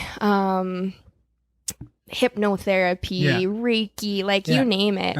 I was doing the work, but I didn't want to admit that that's what it was, because I didn't want to be that person. I did not identify with being that person. And I think that a lot of people that know me would be surprised to hear that, and maybe surprised right now even to hear it, because I do generally come across as a very happy, positive person. And I am that way. It takes a lot to shake me. I am very like an optimist about a lot of things. but yeah, so I was like, I don't want this to be a part of, this is not who I am. I do not want this to be a part of my identity. And then it took like being diagnosed by a doctor and, you know, having to kind of deal where it's like, okay, like this is who you are, like whether you want it to be or not, you have a chemical imbalance in your brain, and like this is part of your identity. It doesn't have to be a large part of your identity. And I very much try not to make it a large part, but it is going to be a part of it. Yeah. And that's something that I find so interesting too, of like the idea of the chemical imbalance in our brains. And just like, as much as that probably is true for so many people, I wonder how true it is for everybody. And just to apply that blanket across everyone that struggles with depression, because for mine, I find that it is very much linked to external factors of how I'm doing in life, what's going on in my life, what happened. And to me, that makes me think more so that it's less a chemical imbalance. I don't know. I wonder sometimes, because when I listen to these podcasts and people talk about depression and stuff, of how little we really understand about it and about the human mind. It's like the circulatory system. We've got a pretty good idea how it works. The heart pumps the blood, all this stuff, right? The joints, we know how to rebuild a knee. The brain, it's pretty mysterious still to this day. And we know a ton, and we've identified a bunch of really useful, things like serotonin, dopamine, all these different things that we're trying to kind of figure out how they work. And we have these medicines that help with it. But a lot of the times what I didn't realize was there's like certain antidepressant stuff, we don't even know why they work. We just know that they work. And it's like amazing to me that I wish we could just be more open about what we don't know on a whole bunch of subjects, right? I feel like people are so scared to show ignorance, but we're so ignorant. We live in a world of ignorance. We don't know how the world, we have theories, but we really don't know that much. And we're so scared to admit that. Like, I feel like it creates a weird environment where we're so desperate to say we've got it figured out. We have pills to fix it. You're not alone, which is scary. And nobody wants to admit anything other than that, because that's a scary world to live in, where you kind of have to, figure it out on the fly. But I oftentimes wonder about that. And that's why I always try and really push other things like stuff I already mentioned, journaling, meditation, exercise, those type of things, because those are ones that we've had for hundreds, thousands of years, that we know that they work. Again, we don't know why they work exactly. It's still kind of a mystery, but like I get so worried with the way it's going. I love the trajectory where people are starting to talk about it more, and that's going to open these doors for us to ask these questions. And it's not going to be, a couple of people hiding in the corner of a university talking about this taboo depression thing and trying to figure it out. Let's get it onto the stage. Let's get people talking about it. But in order to do that, let's not lie about how much we understand this and create this world where we're really pretending that we have it kind of figured out a little bit more. Because I worry about that. And I think at times we're getting to a place where that arrogance of thinking we understand it is going to put people into positions where they are worse off. And maybe we are so desperate as humans, just human nature, to look for a quick fix. Whereas, I think from the sounds of what you went through, it sounds like you've tried everything under the moon. And that's exactly what I think should be the message, that's what you're going to have to do. Yeah. Everybody's different. You're going to have to try. And that's not what people want to hear. No, they don't want to hear that it's a battle every day. And even when you do figure out what works for you, there's still days that it is an absolute battle. And it might only work for a while, right? Yeah. Like it might, and that's why I always say, find as many tools as you can, right? If you find journaling really helps you, don't just quit on that. Keep trying to add things to your toolbox. So you're always in a better spot, because it might not work for you it might work for a year, right? Like when I was at like one of my lowest points, I'd say that without doing enough self-reflection to say if that was my lowest point. But right before I started this podcast, when I was just with work, everything was going on, the coronavirus and all, I was so scared, and I was so in just a dark place, and I tried meditation, and it worked so well. It was a lifesaver. It was amazing. I can't even put to words exactly what it did for me. Like, it was everything. Yeah. And to have that was great, but then, today that's not enough. And also I'm just lazy and I don't do it as regular as I should, right? But other things like journaling, like finding this podcast, doing those solo podcasts where I talk, that is probably the most cathartic thing I have. Yeah, this is essentially a journal. Pretty much, right? Except for that you have the courage to share it. I mean, most of us journal and are like, don't anyone ever find this. Tell your friends, like, if I die in a car crash, like, get rid of my journal. Yeah, exactly.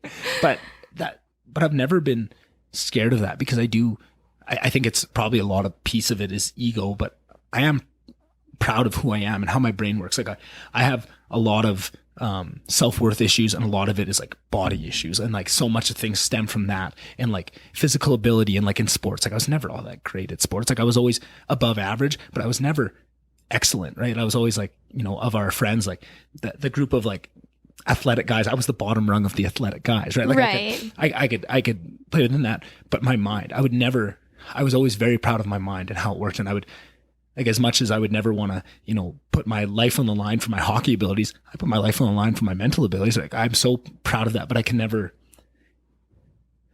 the world is such that it's not like you can achieve directly. Like, if you're an athlete, there's so many venues that you can directly show that and get self-worth from it.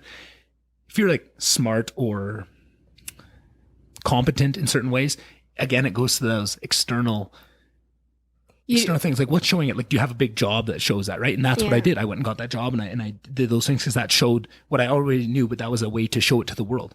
But I already knew that. And then I was just doing it. I wasn't doing it because I was enjoying it. I was just doing it because it showed the world what I always knew I had. But why do I have to show everybody, right? Exactly. Or in the same way that I think this podcast does that same thing, right? Just on a much smaller scale. It doesn't pay as well. But, you know what I mean? But I love it and I enjoy it and I'm happy to do this. It's not like I'm doing this as a chore or something I need to show other people.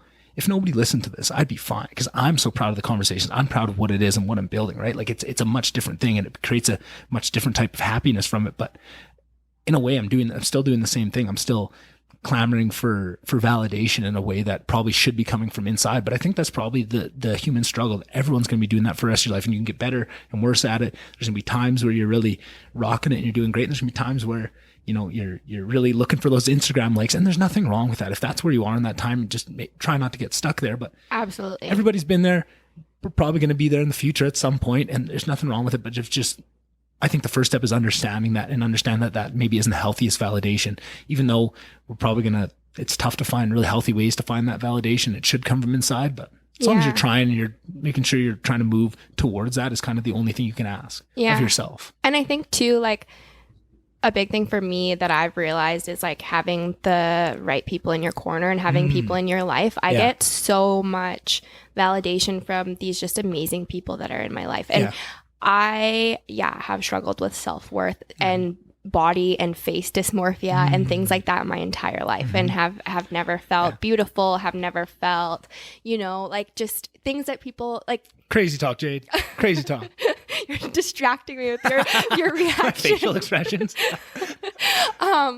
But no, and I've always struggled, which is funny that nobody can see that you're struggling with that, but I've always struggled with that and always thought like, oh yeah, like everybody's just hanging out with me because this person's my friend and I'm just like the tag, you know, those awful things that your ego in your mind tells yourself that no one else is thinking. And I've come leaps and bounds of that, of like I think I said it earlier, like, I love this version of myself. And the people that I've cultivated in my life and attracted give me so much validation, in the sense that I think so highly. I have so many incredible people in my life. And when I say incredible, I mean like kind, wise, selfless, like just incredible people that I think are just the best humans in the world. And if I wasn't also had some of those qualities, I don't think they would be in my life. And then too, I think just like the open conversations, and I wonder if this is something that I maybe feel bad for men in a little bit, in that, and I wonder if you've experienced this, is that as women, when you really connect with somebody, or for myself, you have just incredibly deep conversations where like you really let people into your soul. And I have quite a few people in my life that know absolutely everything, like how I tick, my whole life, my story, who I am in my soul. And so those people, it's like, I can really do no wrong because they love me for exactly who I am. I make a misstep, but it's like, well, they know who I am and what my intention was with that. And and so I think like having those people in your life and cultivating that circle and that group to kind of protect that and remind yourself of that. But I wonder, do you feel you have that circle? So many things you said there, like that always that fear of our people hanging. Like, I used to have this crazy fear. Like, when I was a kid, I used to be so terrified that my dad just paid all my friends to hang out with me. Stop. seriously, I used to be terrified. Like even like Drew, We actually just hung out with you Clinton because you had a pool. yeah, exactly. Right. Like but that's always my thought. And I had so much trauma around, growing up with like a well-off family and the looks you get and everyone, like the validation things too, of everyone thinks everything's been handed to you and that you have this easy life and you don't struggle for anything. And you're always pushing back against that. But I always had that. And when you talk about those people that like, do you have those people where you can bare your soul and you can have those really deep conversations? Like when I think about it, I've had tons of those conversations, but they've all been with women. Like I have always like to think of, and that's not to say that a lot of my really close guy friends don't know me very well, but it's not the same way. It's not because we've sat and got really deep on these subjects and really talked about it. It's because over time that kind of shines through of who you are. Yeah. But it's not said explicitly, right? Like, yes. Like I could tell you like all the most amazing aspects of like all my close friends and like really tell you on a deep level. They might even be surprised at how well I could nail them with like exactly what makes them special and makes them special to me. Like I've done that on this podcast. Like I've had some of my best friends in the world on this podcast, and in the intros I get to talk about exactly why, like a Travis Malba for my best buddy Chase, like finally get him on the podcast. I can talk for like 5 minutes, 10 minutes on just what makes them so special to me. And I really appreciate what you said there, because I think that is a lot of what I get validation from too, is, like the people around you and trying to be that person that they are to you, trying to be that for them. But when you talk about like actually, cause I love nothing more. That's why I started a podcast. I love those deep conversations, and there's nothing I hate more than useless small talk. Like agreed. I can't stand it, but I love going deep. If someone wants like, cause I kind of avoid people. I'm a bit of an introvert. I don't like, but I would never do that if I had the opportunity to get deep with you and to talk about really, meaningful things to me or to you. It doesn't even need to be meaningful. It's meaningful to you, and I can read that's meaningful to you. So that's always been with women. And that doesn't mean I haven't had a lot of those talks, cause I love talking to women. I'm not some womanizer. I haven't even been with that many girls. Like no, if I'm honest, that's right? not what I'm thinking at all. But in terms of the conversations, like I've had super intimate conversations with way more women than I've been intimate with, if that makes sense, because of that, because I think you can't find that with men. And that's something that I really desire. And Seek out. But I think women like that too. And I don't know if maybe I've never been on the other side of this, but I don't know how guys are, right? Like, I don't know if I'm that weirdo that's talking about these really deep things with girls. And like when they talk to other guys, they're just like, I don't know. I don't know how guys, I don't know either. I don't know curious. how other guys talk to girls, right? Like I don't understand that. And I wonder that all the time. Like, am I this big weirdo?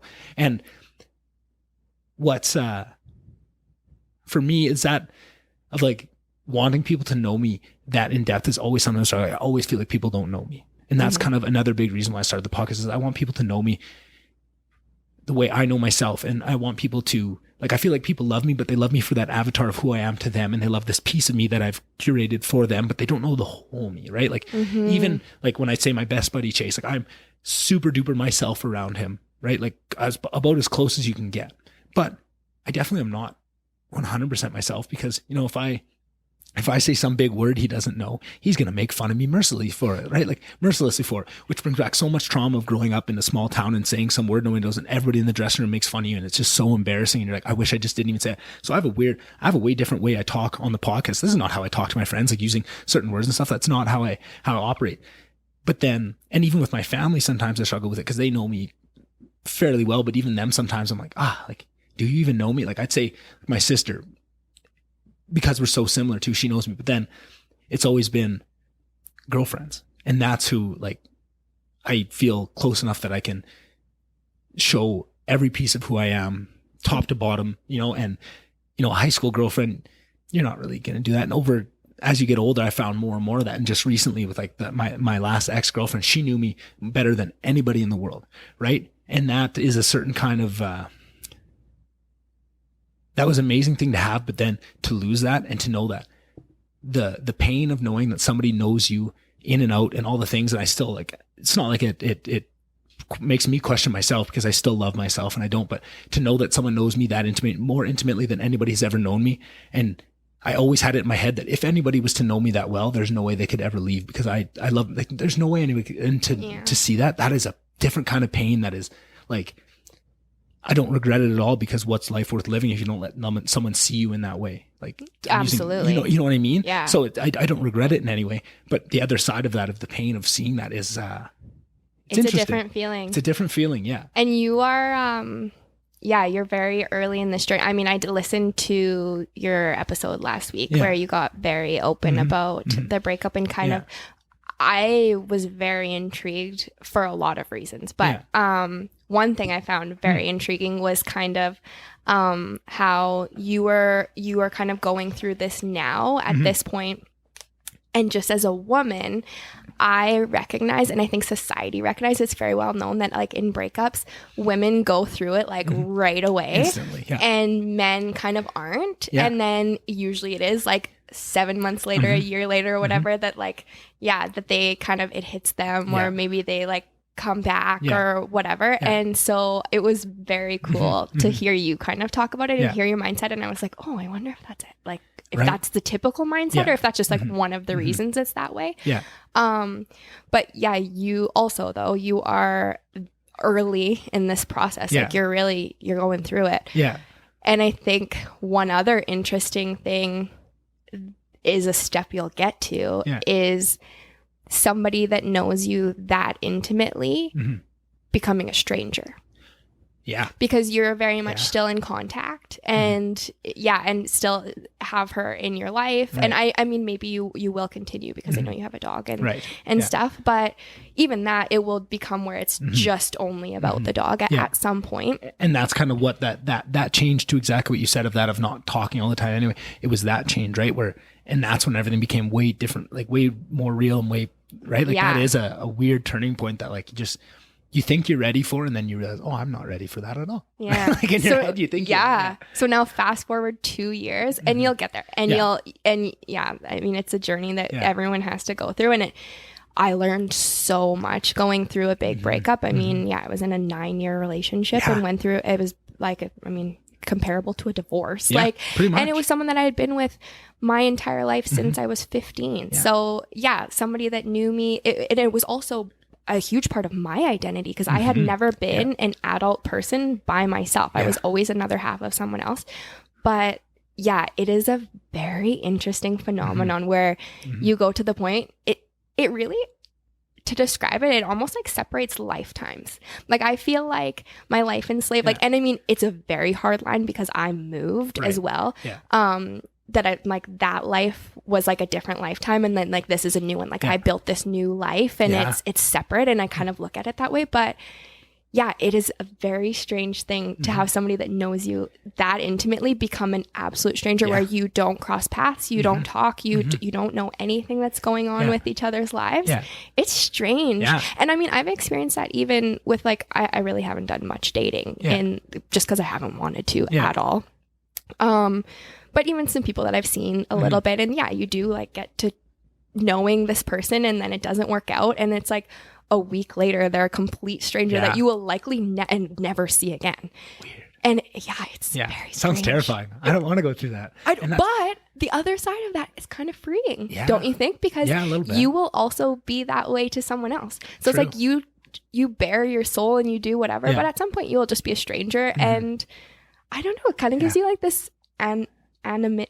Anonymity.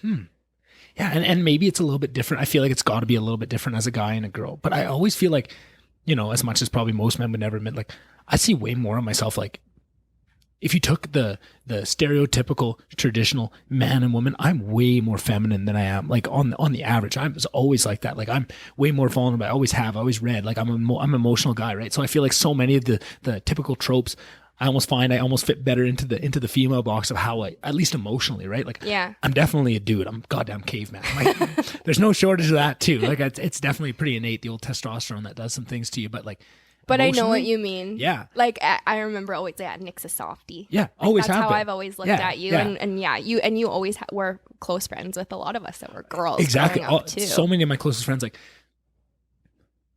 I would say. The guys that like I'm like my closest guy friends, like it's till the death, like just like this weekend seeing Travis. I haven't seen Travis in months and months, but that night it's just like yesterday, right? We're right back together. We've been through so much. We've yelled at each other. We've fought. Like it's a different kind. But then there's girls that like maybe we talked for 3 months, but I'm such a bare my soul to anybody. I'm very, the way I am on the podcast. It's very much how I am. I think one of the biggest things that scares people away from podcasts is to be that vulnerable. But I've always been that vulnerable. As long as I'm with someone, like if I trust you enough that it's a give and take and you're being vulnerable, I'll be vulnerable. I love talking. I love getting deep. I love talking. So there'll be a girl that, I talked to for 3 months and I still care about them deeply because they're complete strangers. But if they like text me or they need something, like still, and it's not in a romantic way. It's just like, oh, if you've shown to me that you are a good person on like a certain level, like, I value that in people. So like, if I know that you're a good person, I'm going to care about you in some way out into the future. Right. Whereas I wouldn't have that with a guy. Like if I was really good friends with a guy for a couple months, right? Maybe I shouldn't say that because like I had a friend in university where we were for a year, like he lived on my floor, like my buddy Kyle, he's been on this podcast and we were like thick as thieves for a year of time. And like, maybe that's enough time where, it's like a relationship and that's different. And he's that same way. Like if me and him hang out tomorrow, even though we haven't seen each other in person for probably years at this point, I think it'd be just like me and Travis, or there'd be nothing there. But like, I can't imagine, there's just guys don't go that deep to be able to get to that point where women will do that. You know what I mean? Like it's interesting thing. I've never thought about it that explicitly, but it's interesting. Yeah. There's definitely some differences there. Mm-hmm. But like, that's like me of like dating. Like I've been on one date in my life. Like actually like picking someone up and going on a date with them. Almost said something I shouldn't say. Yeah. But like, that is so foreign to me. Like just the thought of like going on a date. And I think that is because I'm such a, probably it comes a lot from insecurity too. Now I think about it of like, I would need to know that someone is interested in me to even like take that chance. I'm just not going to put myself out there. I'm so scared of getting hurt too. That like, I would almost need to know somebody has some interest before I'd even do that. Like the thought of a blind date, like, maybe it's a little less scary now, but like in the past, like now that I think it's a little bit more sure of myself, I've done some things, but like I would have never done that. Like I can't imagine anything worse than that. Like I like to know who somebody is a little bit and like to at least have that idea that this is a good person too. Yeah. I don't know. I have a real obsession with good people. Me too. And I feel like that's maybe, I don't know if that's just growing up in a small town or growing up in our particular small town with our particular group that had so many really genuinely good people like yourself, right? Like if there was someone that ever said a bad word about Jayde, I would definitely question that person. Like, have you met Jayde? Like, do you know, like there's certain people like that, like the Stasso fan. If anyone has ever said like a bad word about a Stasso fan, no, that makes me question you. Yeah. I don't question them for a second. It makes me question you. Like, how do you even get there? Right. Like, but we had so many of those people around that's really important to me. Like, agreed. And like with girls, that's so much more important than looks, so much more important than anything like that. Like if you were a good person and you're funny, like that's everything. I don't care what you look like that's, but I don't think that's, and I feel like that's why it's always weird. Like whenever any of my guy friends would be talking like, oh, is this girl hot or this girl? Everyone would be like, what are you looking at? And I'm like, that's like, I have the weirdest taste in girls because I'm so, and everybody says that, oh, like I don't look at looks. I don't look at, I look for the inside. Exactly. But like, but you actually genuinely do. I believe that like 1,000%. To the point where it's like almost detrimental of like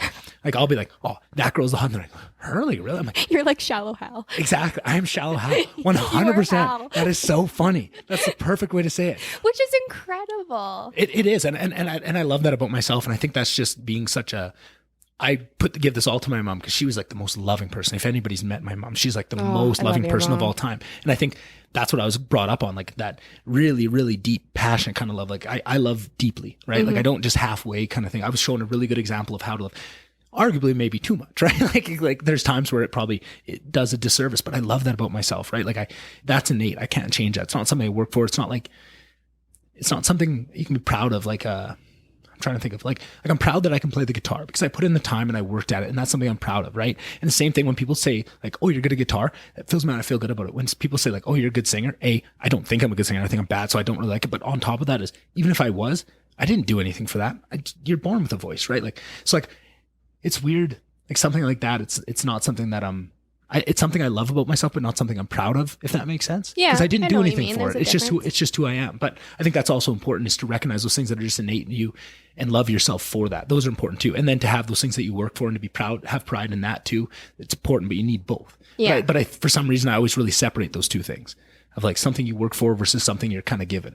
And maybe that goes back to the trauma of being seen as given everything. Who knows? Maybe. Ooh, good connection. Yeah. It's funny how many things I realize about myself mid podcast, just talking about these things, because it just forces you to, examine things, and certain things come up that you wouldn't have ever thought about before. Yeah. It's like you're thinking as you're talking and you're like, wait a sec. And that was what made me fall in love with podcasts, was to listening to people, who's probably one of the best examples of it.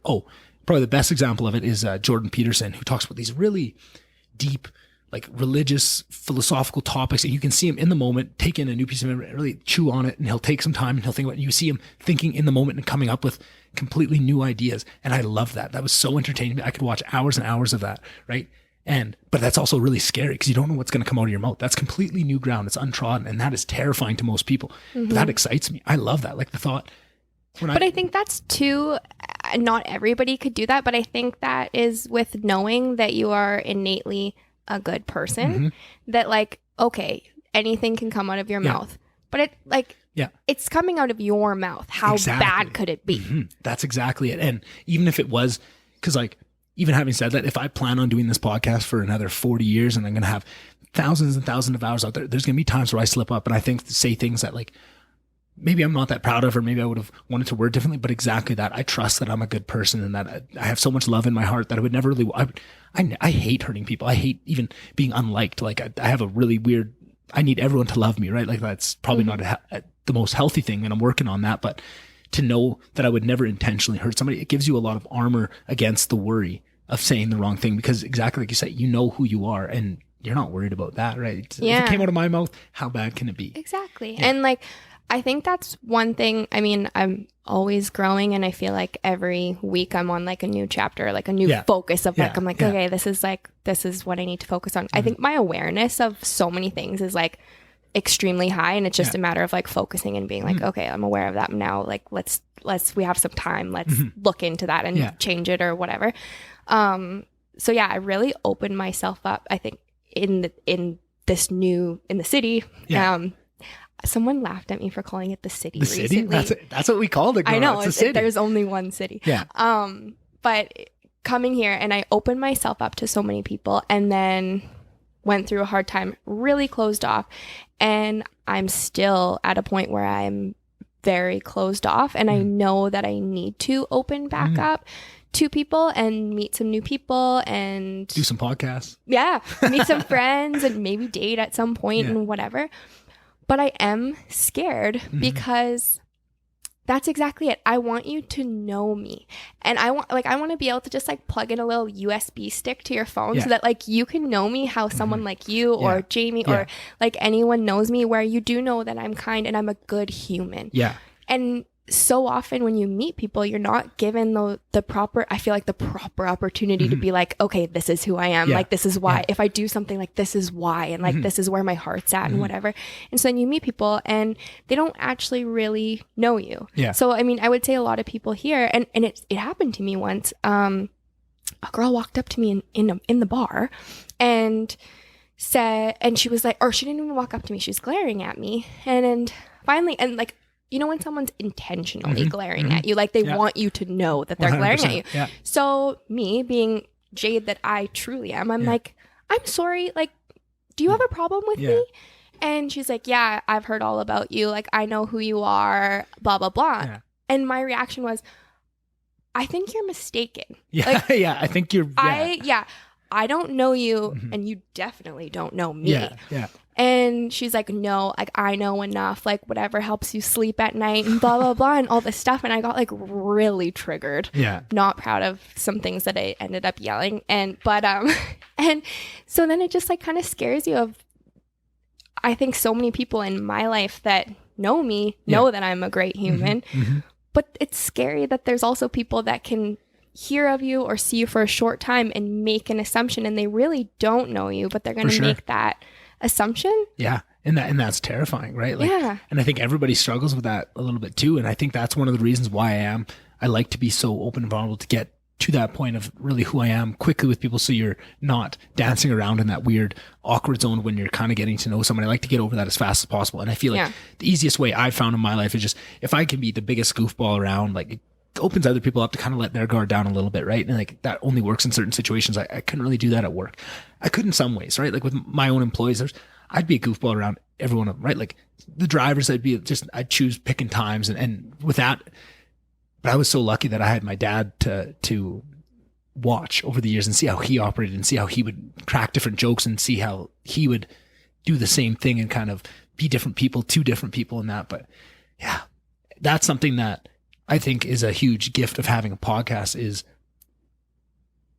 you know that there's going to be people that are going to make that snap judgment, hear one thing, tie together some dots that don't go together, make a judgment call. And if you have a podcast or you put out just content of who you are, there's more opportunity for that, because they might just see a 5-minute clip, or maybe somebody listened to the first bit of a podcast where we talked about something and we got way more into it and delved further down the last 2.5 hours of it, but they just heard this and they told a friend and that thing, right? And that's scary, because now you're opening up the attack vectors for more of that, more of those misconnections and misunderstandings. But also, I get to know that if anybody wanted to, who I am is out there now. There's 100 episodes of exactly who I am. And I think if somebody listened to that, they would have a really good idea. Just like, you or Jamie or Travis know me in that, well, they can know that too. And to know that that's your choice. It is out there. If you wanted to know me, you could. And if you don't want to know me, you want to make a judgment. If you want me to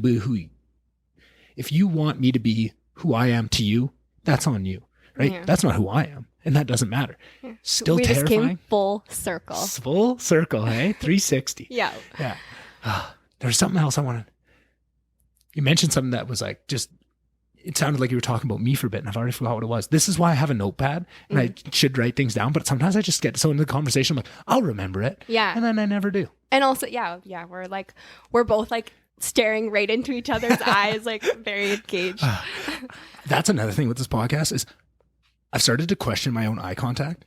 Oh, I have the worst. This is the most eye contact I've That's the made. thing. But I think I do too much. Like when I'm talking to someone, I like to lock in, but I feel like I creep people out because I'm always doing a podcast. Maybe that's why I'm doing it. It's you. I think it is. No, because this is not the first time I've had this thought. I've just never actually talked about it. But like there's so many podcasts, like I'm trying to think of some of the ones I did recently. Like it's the in-person ones where I'm just staring at them because I'm so locked in and I love the conversation. I don't know why, but they're kind of like looking away from me and I'm like, am I doing it too much? Like, is this, I've been questioning it a lot lately. I'm glad you brought that up, the old eye contact.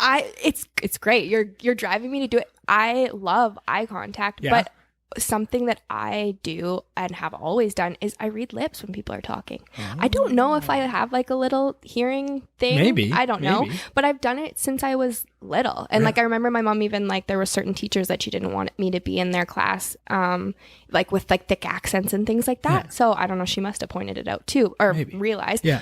But yeah, I read lips and it's like, it's not because I can't hear you, but it's just like that second confirmation where it's like, if I miss something, like I'm reading your lips. And so I look at people's mouth all the time while they're talking. And I think that bothers people because then they're like, oh, fuck, is there something in my teeth? Like, and I notice people like sometimes I like even see them. And so sometimes I'll point it out. I'm like, sorry, I'm just like reading your lips. Like there's nothing. And probably having a microphone in front of my mouth. It's probably like, what else can I look at right now? Yes. And you're looking in my eyes. And I'm like, all right, I'm doing it. You're locking in. I like it. Oh, that's funny. So you talk about like personal growth and development, which I think going in, we both knew that this would be something that we talk a lot about because that's probably 90% of what my podcast ends up being is like talking about that. And for myself, I noticed that there was like a very specific time in my life where it kicked into high gear and I started like really honing in on personal growth and really thinking about it and really sitting with myself and delving deep into my traumas and where did these things come from? Where does this go? Like, this is from my childhood, right? Like a lot of things I already mentioned on this conversation, like, growing up with a well-off family and having that idea in Slave Lake where everyone just thinks automatically makes a snap judgment of you that you've been given everything. You don't work hard, like those type of things like that. Like my body issues, I always had that. And I got so much out of sitting. It was painful to sit with and try and, because they're not fun things to think about. A lot of that isn't, but I found so much growth out of it and I got so much better and I started to love myself so much more by going into those things, finding out why, and then forgiving myself for that of like, okay, that makes sense why you'd feel that way. You're 6 years old and you're being told, you're fat by your grandma. Like, yeah, that's gonna fuck you up a bit and that's okay. And I love my grandma and like that, I'm so over it now. And I've looking back and seeing where she came from and what she's been through to get to that and why she thinks that way. And it took so much of the weight away from it. Right. But I found that all started at a very specific time in my life. And I'm wondering for you, because like, it sounds like this has been a long journey of personal growth. Is there any kind of area, like, was it when you moved, were you already working on it before that? Was there any big times where that personal growth and kind of leaning into that really started for you? Yeah, I can pinpoint exactly when it was actually. Yeah, because you said it was when my leg was broken. So I got into that bad quadding incident and I broke my leg really bad. Yeah. And I was in that boot. I was thinking about it the other day because I'll come You're in across that boot forever. Yes, right? Because I'll come across photos and I'm like, oh, there's the boot. And like, I think I came across a photo of like a night that I went to Canyon Bar and I'm like, oh, she's wearing the boot. Like I went to Edson Ball tournament with it. Like, because I had that thing for like 5 months. Jeez. Yeah. So, and I was having this issue where it just was not healing. And like, I kept going back and they're like, no, like it literally hasn't healed at all. And so like, I was on crutches for months. And then like, even on like normal weight walking was another couple months. It was a long time. So it wasn't healing. And I remember talking to someone that's been a huge mentor in my life and is very spiritual, very wellness, and her just kind of flipping in and saying like, do you think that there's other things going on in your body that's not allowing this to heal? Because my doctor was sending me for a CT scan even because he's like, we need to look and see what's going on. Maybe Like there's a blood been flow issue. It's been 4 months and like I'm looking at your x-ray today. It looks like you broke it yesterday. And so I kind of started talking to her about that and she's like, let's kind of maybe dive into like taking care of ourselves. And she really... You deserve to heal, right? Yes. In your own head, 100%. Absolutely. And so then I did a hypnotherapy session, which How did you like it? funny. I loved it. Loved it? But Okay. it is a crazy experience. It's so funny that you mentioned that moment with your grandma because that was something for me of like, it kind of... You go into this deeper state of consciousness where you're not blocking your thoughts. You're not, everything that you're like programmed to think about things kind of melts away. Yeah. And so you kind of can access thoughts that like you don't even really know you have or memories or things like that. They come to the surface. Yeah. And it's a weird feeling because it's like you're learning new things, but you're remembering because you already knew it. Yes. That's the weirdest part. And then it's like, once you identify some of those points where you're like, okay, if this is coming up, it's obviously prevalent, and it's obviously affecting probably things that I do probably more than I every think. day, more than I think, and I just don't even realize that that's what it was. And so that experience just really lit me up. And so then I started doing Reiki. I'm actually a Reiki level 2 practitioner, and kind of started doing that, and just really growing. Oh, so the funny thing is though, so I went to the doctor. He's like, yeah, no, this isn't healing. I'll recommend you to or refer you to get this CT. It'll probably take like about a month for you to get it or maybe like month and a half. And so then like we'll see what's going on at that point. And they ended up calling me like 3 weeks later or something like that to come in. And I went and I told my doctor I was going in for it. And he's like, oh, like it's too soon. Like it's not going to look any different. And in that time period, I had...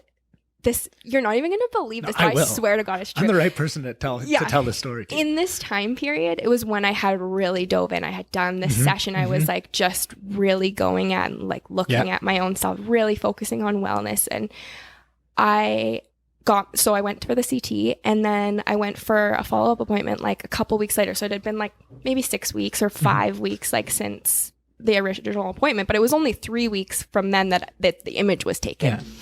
And I go in and he's like, your leg's healed. Holy shit. You can take your boot off. It was absolutely insane. Yeah. And so then it was like kind of, I don't know, I think you have those moments. And I think a lot of people can't, I don't want to say not believe in, but don't put a lot of weight in like spirituality and things. If you asked me like 4 years ago, I was so anti anything that didn't have like scientific proof. I was like to my own detriment. And that's what's been so, because it almost goes back to what I was talking about before with SSRIs and stuff, like the disservice we do by thinking we'd have everything figured out. And the more I've dove into how much we don't understand, how powerful the mind is, like the placebo and the nocebo effect, how like everyone thinks like, oh yeah, it's changed a little bit of study. No, you can, like with the power of the mind, you can almost do anything with your body. It's absolutely, when you actually look into the actual, like even scientific literature that has looked at there's scientific proof. I have a book right there on the shelf. It's called You Are the Placebo. Has brain scans of people who, it's incredible. People that were told they had cancer and were misdiagnosed, but died 100%. of nothing. Exactly. Because they thought that they had cancer. Yeah. Like, and that's so important. And over the last, probably 3 or 4 years, as I've gotten more into this and opened myself up to it and I have to fight it every time because my instinct of I think it's probably upbringing, right? In Slave Lake, Alberta, not a lot of breathing room left for the mystical, for the spiritual, right? And I guess unless it falls into a very specific type of spiritual, which is, within the church and stuff. And I was so against that I'd kind of turn this off. But the more you go into it, the more you kind of open yourself up. And I'm still struggling with it. I still have to kind of force myself to give it a chance. But I've been blown away by everything I've seen, right? And I am if I can believe it, anybody can. Because I was the most staunch skeptic. I was skeptic. I still am, right? I'm skeptical of all this stuff, but yeah, you have to have those results or those proof to. But yeah, once you start having those experiences where it's I can't explain this with anything else, or you have just these amazing breakthroughs, and I mean, having these realizations of I heard you talking about on your last episode, and you just said it again of sitting with stuff. Oh, that's a big thing for me. I don't know if I necessarily meditate, but I can easily lose 6 hours in this apartment doing absolutely nothing. The TV is not on. I am not on my phone.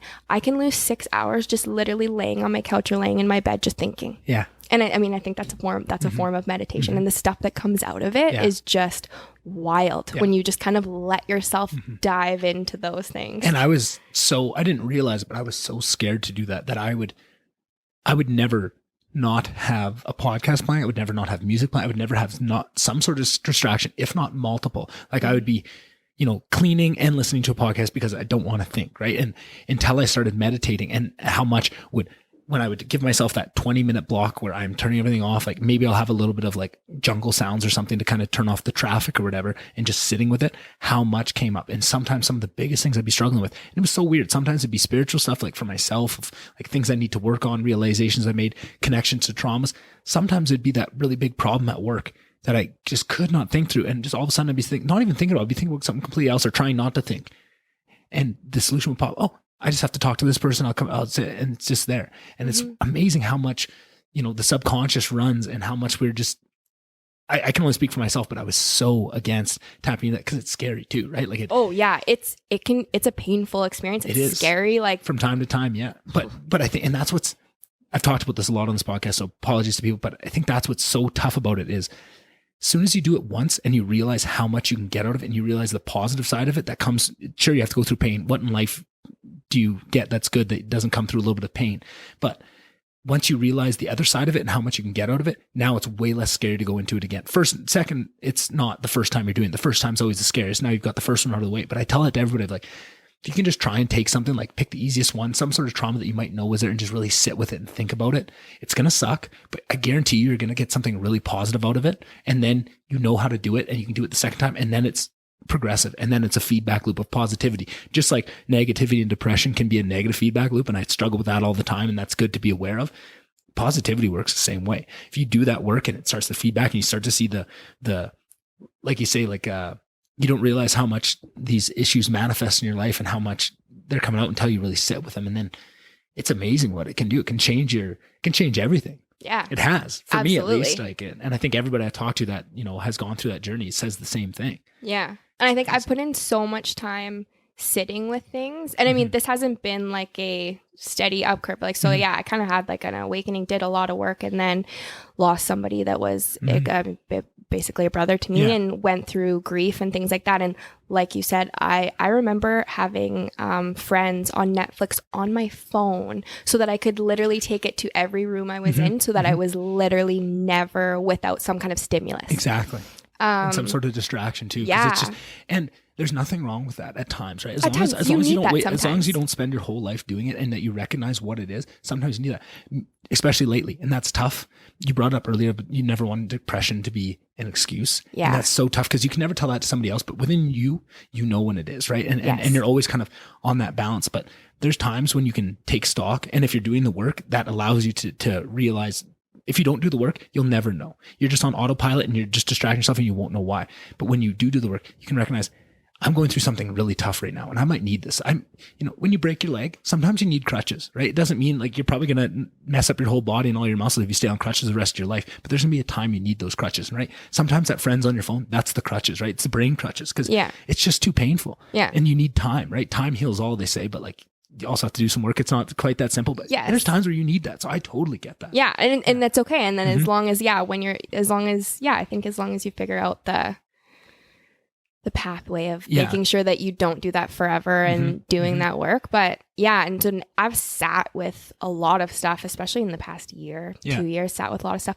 Now my goal is to get where I don't have to sit with it. I'm having those realizations real time. Yeah. And that's where the money is. That's where the money's at. I'm still not there either, right? Yeah. Like, but and I shouldn't say that, because there are times where I'll recognize something in real time and I'll be proud of it, but it's not everything. Yeah, not everything. And there's times where I really should notice it in real time, and I look back, and when it finally does come, I'm like, It's like, oh, that's why that person said that. Like, this is what they, I probably should have figured that one out, right? Like in the moment, I probably could have done something about it, right? Like, but that's the journey, and like it's never completely up. There's going to be really down times, right? Like that's why I said, like that rock bottom, that darkest time, before I started this podcast, like I think that, but now when I think about what I've been through lately, it's like, I don't think I've even sat with it enough, because I should know and be able to equate those feelings, but I'm so scared to dive into what I'm feeling right now to that depth. I don't think I'm there yet. Yeah. And I don't think I have. And that's okay, right? And you'll know. Laying in bed watching the last 2 seasons of Shameless for the last 2 days, like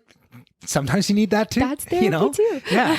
And that's sometimes what you need. And it's, the bad thing about me is, as much as I can understand it, when I hear you say it, of like going friends, I'm like, of course, that's what you need. But when I do it, I beat myself up to shit. Even though I know, like, I'm like, what are you doing? Like, you have so much you need to do for this podcast. You have so much you need to like get organized, and you're just sitting here and watching. You're not doing anything. And it's like, yeah.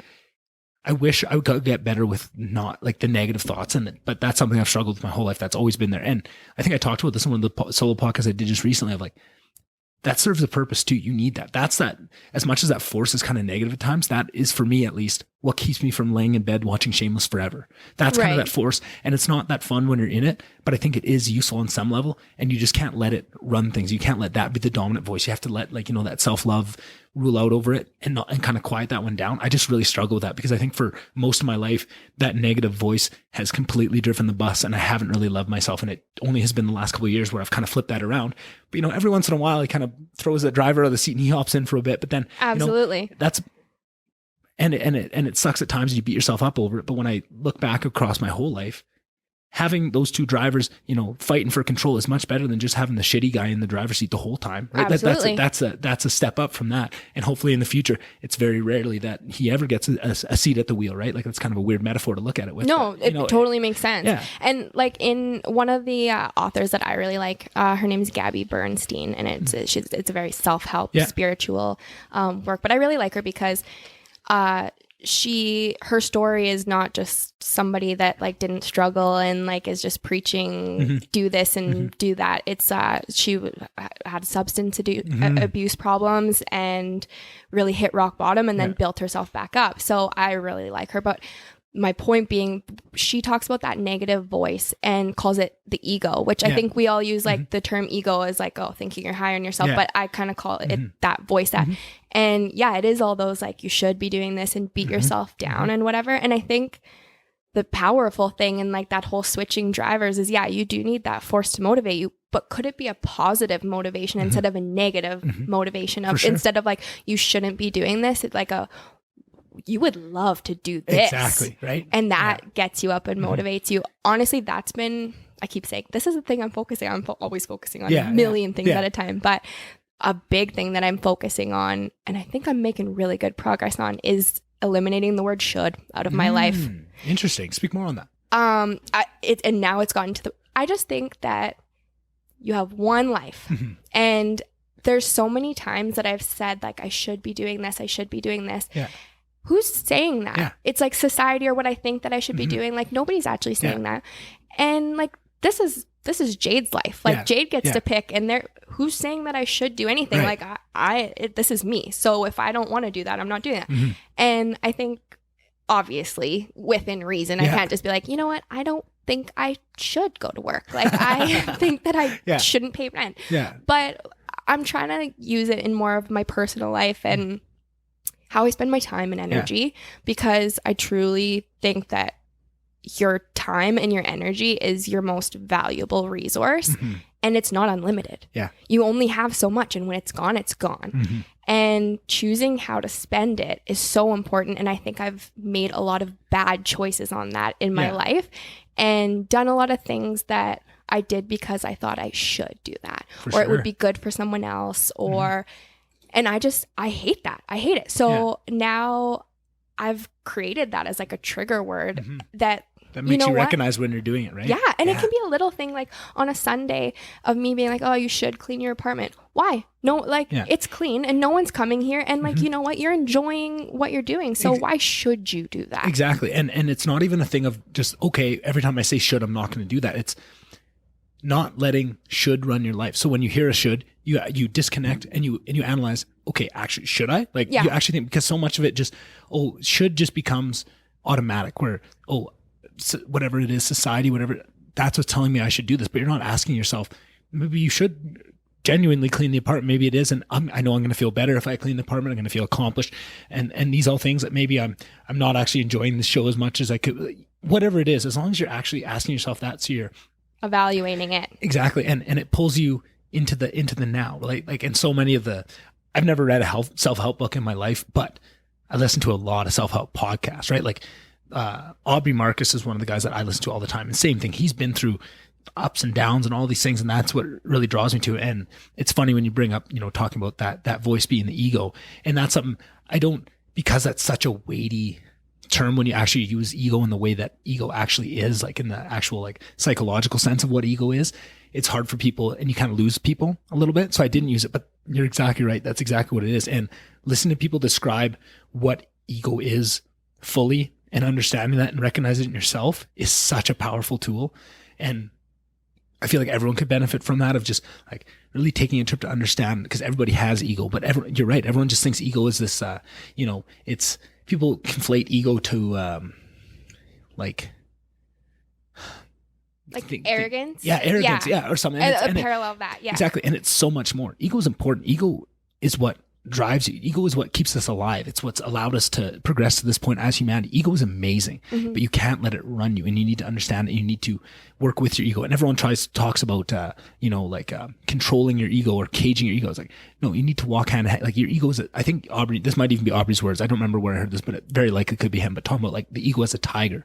Yeah. The tiger can be dangerous. It can be, amazing. And if you cage it up, it's just going to get mad. It's not going to be good for you, right? That's a part of you. And you need to learn to be able to walk, hand in hand with that ego on the leash, walking. And sometimes you need to let it go. And I think he was talking about it in like a sports, because he was a basketball player. He's, sometimes you need ego when you're playing basketball. You need to take it on. You need to, sometimes you need to be selfless and you need to pass the ball, but sometimes you need to take control, and that's you. And you need to, you're Connor McDavid on the Oilers, and sometimes, you're down a goal against the Rangers. You need to walk through all 5 players and score a crazy goal. That's what you need in that time. If he doesn't have that ego and he's going to be passing off the puck, that's not what you need. But you need to learn to work with it. And so many people just equate ego to bad, and they just I want to eliminate my ego, right? And you hear people say that. No, you never will, A, so it's a fruitless endeavor, and B, even if you could, you wouldn't want that. That's a part of you. You need to sit with it, which is almost harder, right? It's easier to try and squirrel it away than trying to sit with it, just like all those other things, right? And just trying to figure out what it is, but it's very important. And sit and listen and be like, okay, it's funny. Yeah. I basically, part of ego to me is like that voice in your head, and like, it goes all the time. If you actually pay attention to what it's saying, and it's like, that's me. Like, there's no one else in this head but me. Like, all parts, every thought I have, like, everything is me, is controlled by me. But it's funny. Sometimes the voices in your head feel the voices. Whoa. I know what you meant. I'm not crazy, I swear. But it feels like it's out of your control. And I think realizing that, like, you can harness that and, like, change the narrative is...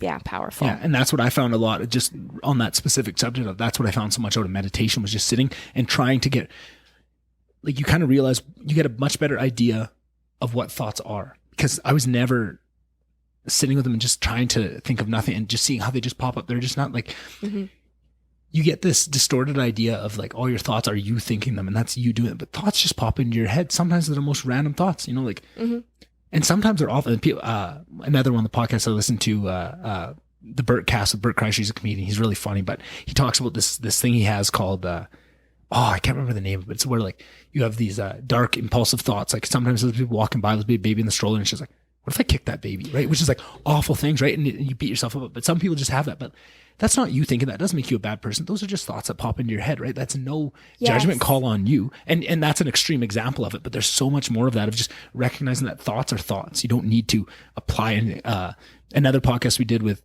Damon Carl, who you probably know from Slavery. He talked about it. You're sitting on a bridge and the thoughts flowing through, right? If you think you have to pick everyone up like they're fish in the river, eventually it's going to get so built up that bridge is going to collapse because you have so much weight on it. You need to learn to, pick and choose what thoughts you're gonna pick up, which ones you're gonna let go. Like it's very important, and it's a concept that's so hard to understand because it doesn't feel like that unless you've actually done that work. Thoughts feel very real. It feels like that's you thinking it, and you can be tricked into thinking things you wouldn't even have thought, right? And also you think that like you have maybe no control over it. And maybe it's like you said, it's the control of like choosing which ones to let pass and choosing which ones to focus on and like which direction to take your thoughts. Like I think you can have a lot of influence for sure. Yeah. And they feed back too. If you go to the negative, there's gonna be more. If you go to the positive, it's gonna be more positive that come through, right? Like it's you have to be very careful with that. Yeah. And I mean, thoughts become things. Have you read or watched The Secret? No, but I know the premise. I know the premise. Yes. Yeah, and it's like thoughts become things, and like the universe does not know whether you are asking for something or saying you don't want something. Like things that you think about will manifest in your life. I mean, that's a very next level spiritual concept. But I do think it has a lot of merit if you get there. But it's like everything that is somebody thought about at some point, and there's just so much power in there. Yeah. I don't know. I think that's why I'm so interested in like self-growth and wellness. And then also now I'm finding a real interest in why other people do what they do, which I've always been kind of told a lot of the ladies that I used to work with, because I was in a role, 26 women in an office, like things were sounds like my dream job. Yeah, things were cycling. I bet. Yes. I bet. And so there was always stuff going on, and my office was kind of like a hub for everyone, personal, professional. Especially in a small town too. That adds a whole nother layer on it that probably there's people listening that didn't grow up in a small town that won't understand that. Like, it's different. It is, yeah. And so like my office there was like a big boardroom with like couches and things like that, so people would come in and whatever, and I would always seem to be the person that part-time people therapist. Could talk to. And I had multiple people be like, you should have been a therapist. And I think it's just because and I think that's why I can have interest and why I can sit with things, and is also, I mean, I think anyone can do it, but I have a lot of interest in it as well. And now I'm like really starting, because now I'm getting next level. I mean, I'm also just in a really good place in my life right now, mentally, emotionally, spiritually, everything, physically. But I know I won't always be there, but I'm taking advantage of this time when I am to be like, to kind of be at the next level. Which is all anybody can do. Yeah. Like you take the time and to be kind of like hit that next level of like really my interactions with people and realize like kind of what their motivations are. And I find it very interesting. And I think a big thing that I've learned meeting so many new people in this year, whether they stayed in my life or not, is that I just kind of always assumed, and I guess maybe small town, I just always assumed that everyone thought about things the exact same way that I do. And that is so not the case. Right. And that is just kind of a wild thing to wrap your head around. And definitely that. But like also, it's funny how similar things are, because in all the work that I've done of like on myself and seeing where things come from, almost everything comes back to insecurity, right? And like, especially all the negative things of like anger and lashing out, like so much of it comes back to insecurity, and all the things I've like really am embarrassed about of how I've acted in the past. So much of it just comes back to insecurity, right?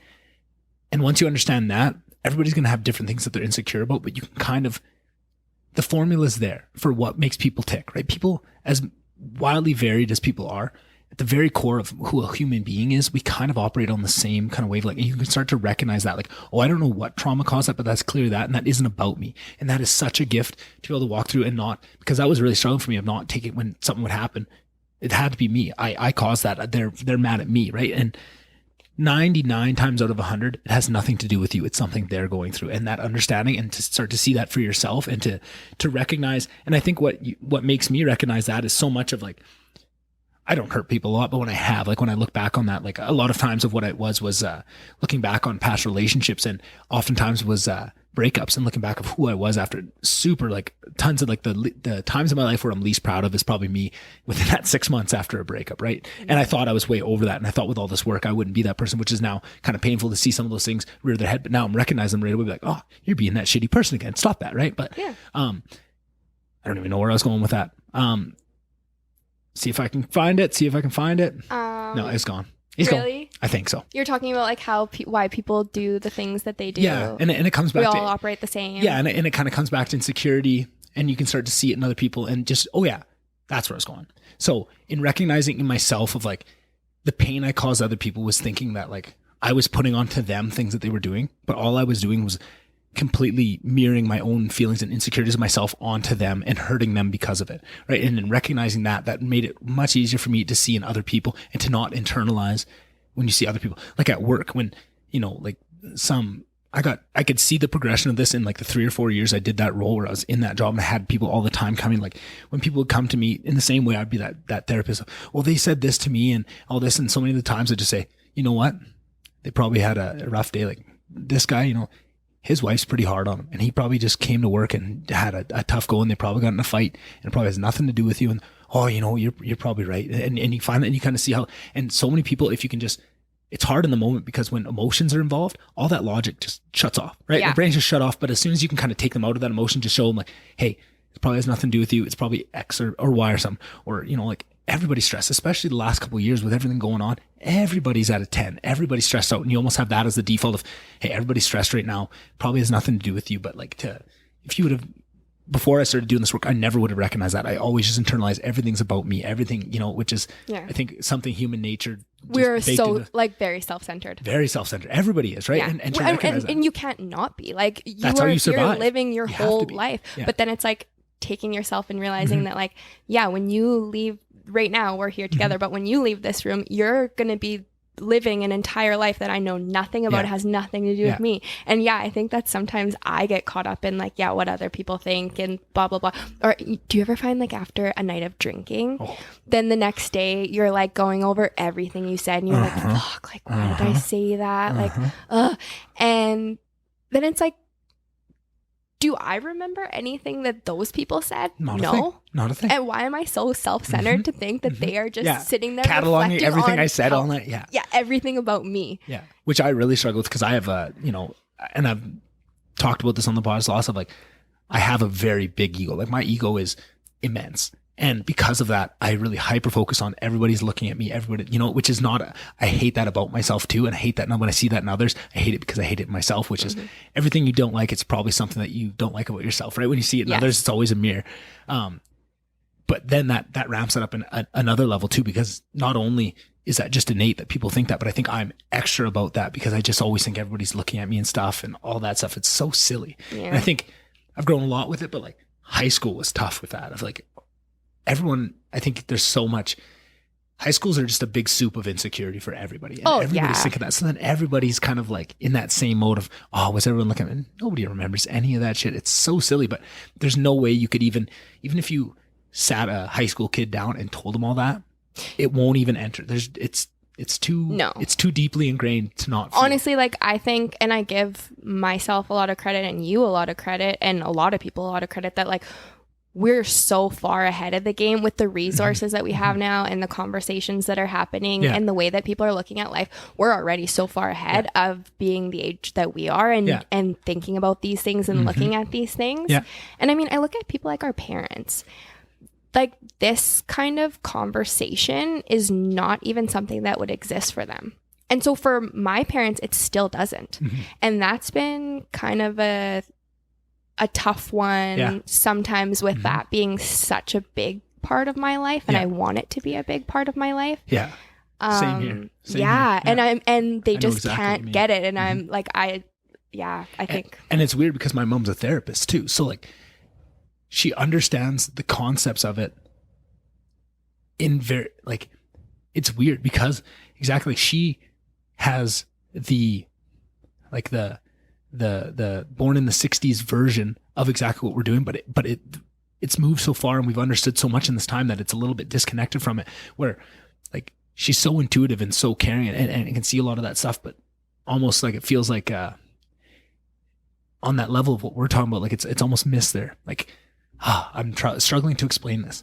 It's like you went to school for like brain surgery in the 50s, and then you got like magically teleported to the 2000s and started doing like, it's not the same. It's not the same. Like, it's not like, and none of it is wrong per se. It's just we've moved so much further, and we've got such a better understanding about how people tick and this stuff, and learning it so early too allows you to grow with it, right? Like all this stuff I'm talking about, ego and all that, I'm parroting from podcasts I listened to it. It changed my life.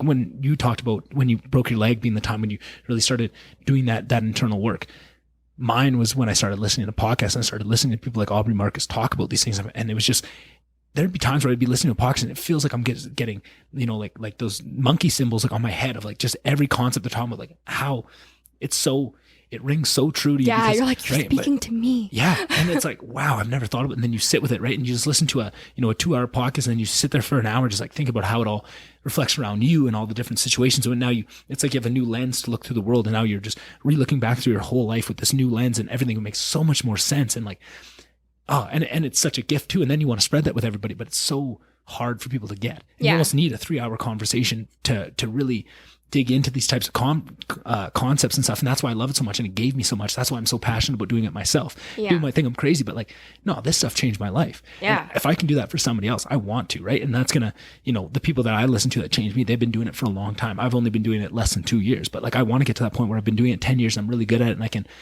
take these concepts and break them down to a point that it doesn't matter what kind of base knowledge you have, you can understand it and it can help you and you can apply it to your life. Like, that is everything to me, right? The money, all the fame, all that, whatever. If that happens, that's great. That's a bonus, but like, that's not really what I'm in it for. Yeah. And yeah, that gives me pride to like, not pride, that's the wrong word. Gives me like the motivation to keep going, even in the face of, not making any money, living with your parents type of thing, kind of, yeah.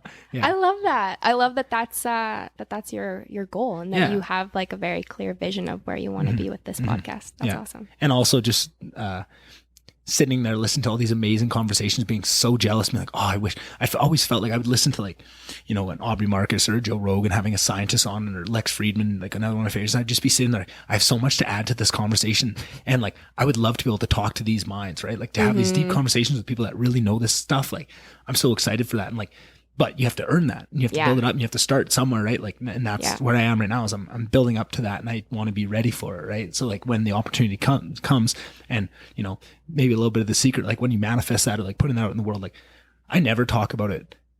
Like, and this goes back to my ego again of like, I have full belief that I'm going to interview all these people that I want to. Like, it's not an if, it's a when type of thing. And like, just so amazing. It is, right? And it seems crazy. And I don't really like, it's almost embarrassing. I don't think it should be, but it's almost embarrassing to verbalize and to talk about. Like, we were in Houston on that road trip a couple weeks ago, and we're going to meet one of my favorite fighters. His name is Sugar Sean. And I love everything about him. He has a podcast, and he's just so uniquely himself. And like, he's completely an amazing skilled athlete. And I love that side of him too, but I love him for so much more than that, of just how unflinchingly himself he is, even when it's not all the good stuff. Like, he's very open with the bad stuff. I'm just a really big fan of him. And we're going to a meet and greet where you get to take a picture and stuff. And I had, his, one of his hats that I had, and I wanted to get it signed and stuff. And my friends were giving me so much shit over, why weren't you wearing it when you went up there? Like all this stuff. I was like, I just don't want to seem like that big of a gomer, like a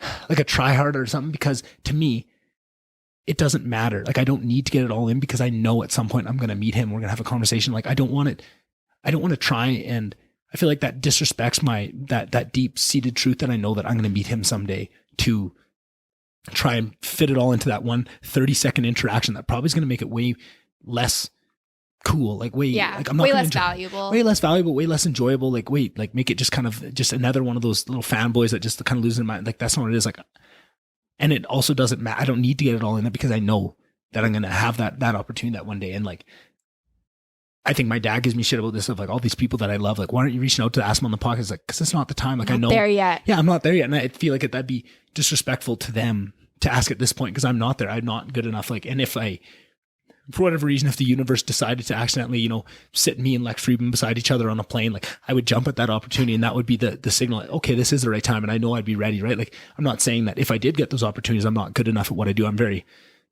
maybe even too confident in my abilities at what I do. I feel like I'm very good at what I do with this podcast and how I am as a host, that I could handle it if I got that opportunity, but I don't need to overextend myself to try and force it. Yeah. Right? Like it'll happen. Yeah. And I think also too, like it means a lot to you and you want to do it right. Yes. And you'll know when it's time that you can like fully capitalize on that opportunity. Exactly. And it's going to grow, and it's probably not going to be jumping right to having Lex Fried on a podcast. It's probably going to be, more like same with, like authors. Like it'd be great to have, J.K. Rowling on the podcast, but having the authors of the Unincorporated Man, like the two brothers, the Coen brothers, that was so amazing to me. And like, that is now the next step. Now I can shoot even bigger on the next one. Right. And to me, that was a huge get. Like that blew my mind that even happened. Like I don't want to downplay what that was, but it's going to happen in steps. Right. Same with comedy. Like I love comedy so much. And I love comedians, and like, there's so many I want to have on, but it's probably going to be a slow build if I'm going to, work my way up to these bigger comics, and then I'm going to have a proof of work where they can see, and they're not just coming on because someone asked them to. It's no, they've seen, right? That's what it's more about. I stumbled my way into it. Eventually I don't want me to force someone to come on. I want them to want to come on. I want them to hear me interview other comedians, say, holy man, this guy really knows the topic of comedy, and he can provide a different type of podcast that I can't get anywhere else. This is uniquely him, and I want to be part of that. And that's going to be something that's valuable to me. And that's what's important to me. I don't want to just be handed to, probably goes back to that same trauma. I don't want anything to be handed to me. I want to do it the right way, right? Like it all kind of circles back to the same shit, which is kind of funny. Wild, hey? Wild how that works. Wild how that works. I love that. I'm just like sitting here in awe because, no, really, because you know what your dream is. And I think I don't really. I mean, I think I've had different dreams at different times. I've thought my life was going to look different ways at different times. Yeah. I truly don't know where right now, but that could be really scary. Yeah. But also I'm kind of enjoying the time right now where anything is a possibility. Yes. And I really don't know what direction I'm going in. Like I could sell all my stuff here and board a plane and move to Italy tomorrow. I probably won't, but I could. You could. Exactly. And like there's something really cool about that feeling where you're like, I could do that. Yeah. And that's I was having one of my really close friends. He's younger. He's I think 19, 20. And we were drinking for the first time this summer. Maybe not the first one, but like first time kind of going out. We had some nights in Penticton up till, 4 a.m, 5 a.m, just talking. And so much of it was him just saying like, I'm scared. Like, I love that you know what you want to do. And I just have no idea. And I said, dude, you're 19. You're not supposed to know. And I said, in fact, like, think about it. You're 19. I'm 27 at the time. Right. And I said, that's 8 years difference. I said, if you would have asked me 8 years ago when I was 20, what I want to do, podcasts weren't even a thing. Like they were out there, but they weren't even a thing. I said, at 19 years old, what you probably will end up doing and what's going to end up being your life probably isn't even invented yet. But the rate that everything's moving and how the internet is changing, VR, all the shit, like it might not be invented yet. What you're gonna spend or you haven't even seen it or like experienced enough to even like know. And it's so funny because you can't tell a 19-year-old that fear of what you're going to do with it is so potent at that age. I think like maybe more so than any. But it was like, and I recognize so much of myself in it too, because like, I don't want to get too specific with it, but like so much of what his biggest fears were was exactly when I was 19, exactly what I was thinking. It was like, honey, sweetie babe, like you're not wrong for worrying about all this stuff. Like I did the exact same thing, but just enjoy it. You're about to have the funnest couple years of your life, right? Like that was right when I went to Lister, and those are the best 4 years of my life. That was like so much fun. And was I thinking about what I was going to do with my life? Not at all. Yeah. Right? Like, and I just stumbled into it. Like probably the best job I've had was running that stupid dodgeball league. Like that was so much fun. And I enjoyed that. Right. Yeah. You did love that. I loved it. I still love, like I look back on it and so awesome. Oh yeah. Right. And I look back on it with a lot of pain too, because of there's so much else that came with it too, of like in my last year, I didn't get it. Like I applied for it and I didn't. And for good reason. Like I still think I was the best person in the job. I still think that. And I think it was a detriment to them to not have me there. But with the way I acted and the way that I got too high on myself, I worked myself out of that job with how I acted. And I didn't love who I was with that amount of power, but I learned so many lessons from that. Yeah. Of who I was, right? Just like, you talked about like going through a breakup, like this is so painful, but the amount I'm learning about myself, the amount of lessons that are there is incalculable. Like it's you can't skip. And that's the thing is like, I am so, there's been a lot. There's been, I mean, we haven't even touched on, I mean, and a lot of people don't know a lot of things about me. There's been a lot of stuff. I would not change anything because all of it has like, it has made me this version of Jayde, and I love her. Exactly. I love her so much. And like without all those experiences, you wouldn't be that person. And if you change one of them, like you'd probably still love the person you came to be, but like it's not your path. That's not your path. Yeah. Like where you are and who, everything happens for a reason. Yeah. I truly believe that. Me too. And this podcast has been the biggest example of it, of so many, just the weirdest things of like, I tried so hard to get a rabbi on because through finding podcasts, I found I just love the Jewish culture and where it came from and what it arms people with that grow up with it, of the type of knowledge and the type of way, the lens that you view the world that puts you in such a good spot. I just love so much about it. And I wanted to have a rabbi on so bad. And I tried so hard. I tried to look in Edmonton and Grand Prairie, and I just put so much into it. And I was so upset that I couldn't make this happen. And then one day I just went, you know what? I'm just going to stop, like pushing forward. Forcing it. Yeah, it'll happen when it happens. The next day, one of the girls I was talking to that was having on the podcast, she goes, oh yeah, my dad's a rabbi. I was like, what? She said, Stop. I was like, no way. She's like, yeah. I was like long shot. Like, do you think he'd ever do a podcast? Probably doesn't even know what a podcast is. She's like, probably not. But my brother's also a rabbi. He'd do it for sure. And I was like, no way.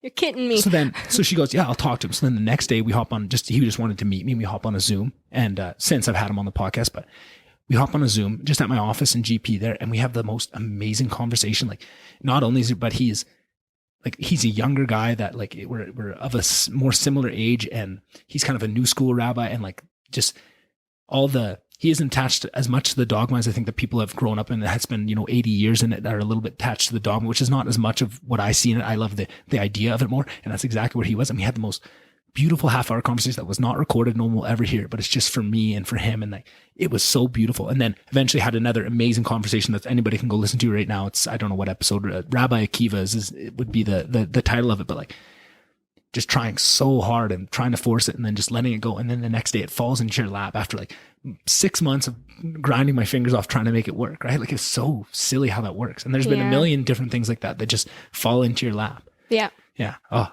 or, another one was when I first started the podcast, I wanted to have Cody Twin on so badly because I just, from all the social media posts, I really enjoyed everything he said and just like the way he carried himself. And also we were really good buddies growing up, and I just kind of loved what he went through and who he was as a person.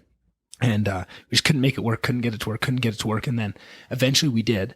And certain things had come to light and like certain realizations he had made that conversation when we had it. If we would have had it 4 months earlier, we never could have had that conversation we had. And like, probably it's the best podcast I've ever done was that first one I did with him. Like still to this day, it was just such an impactful conversation, but we never could have had that conversation if we would have made it work when I wanted it to. It needed that time to kind of sit and when it worked is when it had to work. Right. And just looking back on all the stupid frustration I have over it not working before, that was so silly because it worked when it worked. Yeah. Right. And that's just like, I could sit here for another 2 hours and just talk to you about all the different instances of it. But like, that's why I have so much faith in everything happens for a reason. I truly think, I believe that people cross your path for a reason. I believe that, like any hardship is for a reason. I think, it's just, I don't know. I just really don't believe that everything is by chance out here. And I enjoy going through life that way. I know a lot of people don't see don't see it that way, but I don't know, whatever makes this journey easier for you. And that helps me to stay like level headed. And I mean, it takes a lot to rile me up. The girls laugh at me all the time because like the things I'll text them, like, and it just doesn't even phase my day. Like someone will break into my truck and like smash my window. And I'm just like, like just like mention it in passing or like whatever. I remember one time, well, my window got smashed a few times, but one time I just hopped into my truck and I like hopped in and like the console's wide open and like somebody had like completely gone through it. And I was just like, just like flipped it down and drove to work. And like so many interactions I have with people that, I get told like, oh, you should say something or like you should be mad about this or whatever. And I'm just like, I choose peace. Like this happened for a reason. Like, am I like, okay, maybe I should be mad. Maybe I'm justified in being mad. Am I mad though? Or like, something happens. It's like, am I upset about this? Or am I just like, because I think I should be? Because I should be upset about it. And if I'm not, then like, I choose peace. That's exactly it. And that's kind of what I want. What I think you ended up saying with where you went with it. But like, whether you truly believe everything happens for a reason or you don't, your life is going to be better as if you act as if that is true, right? Whether you truly believe it or not, you are going to, because then when things happen, it takes away the sting of all the worst. It amplifies the best parts of life. It adds something that it doesn't matter if it's true or not. If you believe that it's true, which again, I kind of stumbled into a Jordan Peterson quote. Again, I listen to a lot of them, so I guess that kind of makes sense. But he always says, like, when people ask him if he believes in God, he always says, it doesn't matter. I act as if God exists, and that helps me. And that is, I find benefit in that. It doesn't matter if I believe it. Doesn't matter if I don't. I just act as if it. And I think that's the same way with everything happens for a reason, which is, I guess, has its roots in a religious thing at the very core of it. So you're almost saying the same thing, but belief almost is secondary to acting as if, which is kind of a weird thing to wrap your head around. But like, that's kind of where I am with that, of like, you know, all this manifestation, The Secret, this type of thing. Like, it doesn't matter really whether I believe in it fully or not. If I act as if that is true, I'm in a better place, which then leads to belief, because then you get to the feedback of all the things, the examples that kind of push you more towards it, right? It almost leads you to belief, I guess, but I don't know. I just find it almost doesn't matter if you believe it or not. You can have a benefit of it. And then it's almost just sad when you see people that, like myself, that were so staunchly against all this shit for so many years. And it's like, man, I would have been so much better off if I lost a little bit of that strict logic and allowed for a little bit more, I don't know, magic in the world to bring it back to Harry Potter, right? Like, well, that's just the thing, is like, I just want to be happy. Yeah. I mean, that's my biggest goal. Like, there's a lot of things that I want to do in life, but I just want to be happy is what it really comes down to. Yeah. So whatever I can do that helps me to be happy, like, that's what I'm going to do. Simple as that. I mean, it sounds so over simple, but that's my quest. That's the quest. And that's what everybody's quest should be. But I think it's so easy to get, life's so complicated. It's so easy to get distracted by other things. And for you to be kind of sold on the story of it's not that simple. You have to care about all these, and society's telling, no, like, you can't just aim for happiness. You need this amount of money. You need this kind of life. You need to have these kind of, you need to have all these experiences that you can post on Instagram for, like, to take it back to that. And it's so easy to get lost in that because there's so much behind forcing you into that, when really that's all nonsense. And it's just about being happy, but it's so easy. And I find myself, I lose my way all the time, and I get distracted by that stuff. And it's not what it's about. Yeah. I had a conversation like that with my mom, because I am a very different person than my parents and my brother. I mean, my brother is only 15, so I don't really know who he's going to be yet, but he'll find out. Yes, but very different to my parents. And I was having a conversation just about like career stuff with my mom last week, and she was kind of going against me on some things, and she's like, well, like, me and dad just want to guide you. Like, we just want you to succeed, and we just want to guide you and help, like, pave the way. And I kind of stopped, and I was like, I don't know if I'm going the same place that you went. Yeah. Like, I love you and dad. I think you have an incredible life, and we have an incredible life. And I know you want what's best for me, but you only know what's best for me through your lens. And and if I'm going where you've gone,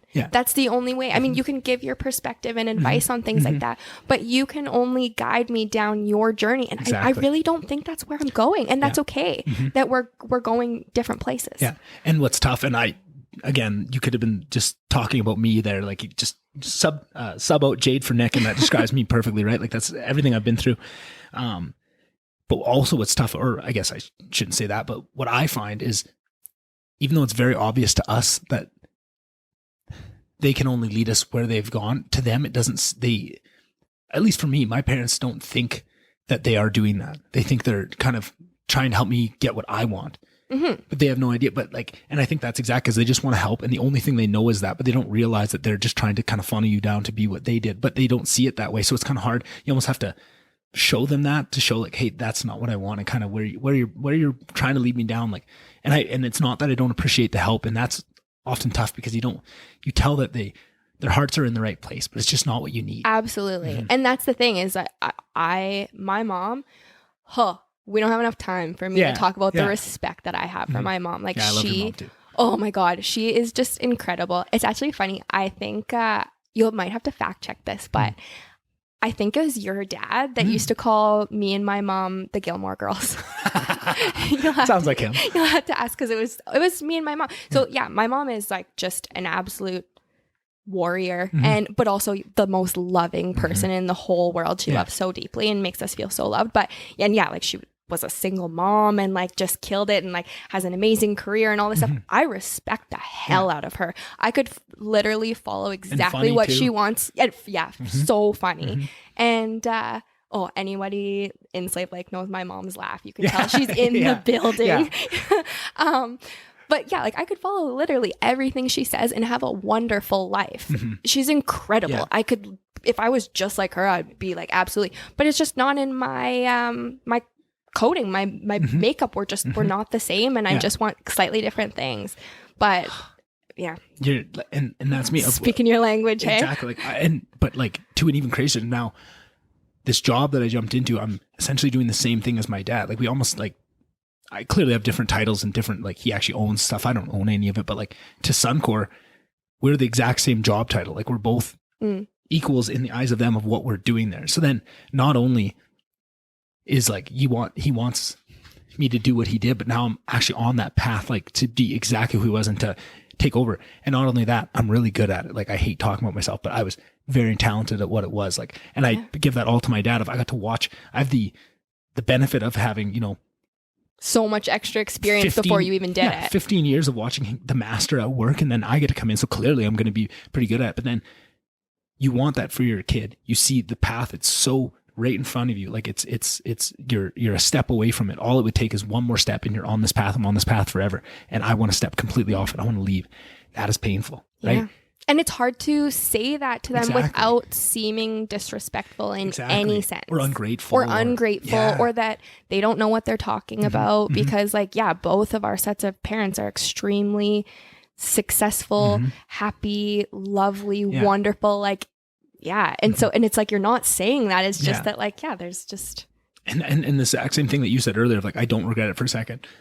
As much as that job brought a lot of negative things into my life and a lot of stress, and it was tough for me, I wouldn't change it for a second. The skills that I got from doing that job, the life experiences, the eye-opening of like, I always had this idea that they're all the adults and like, I'm this kid and I would never be able to do what they do. But then to get in a room with all these guys that do it at the same level and realize, oh, this is all bullshit. They're not anything different than me. They're all just kids trying to figure it out. There's no such thing as adults. Like that was a huge realization. Oh my gosh. When I went to like the Suncor conferences and got to see all the people in our position, this huge, high up position within like these marketers that are, we have the Northern Alberta, this is the Southern Alberta guy, right? And you get to see all these people.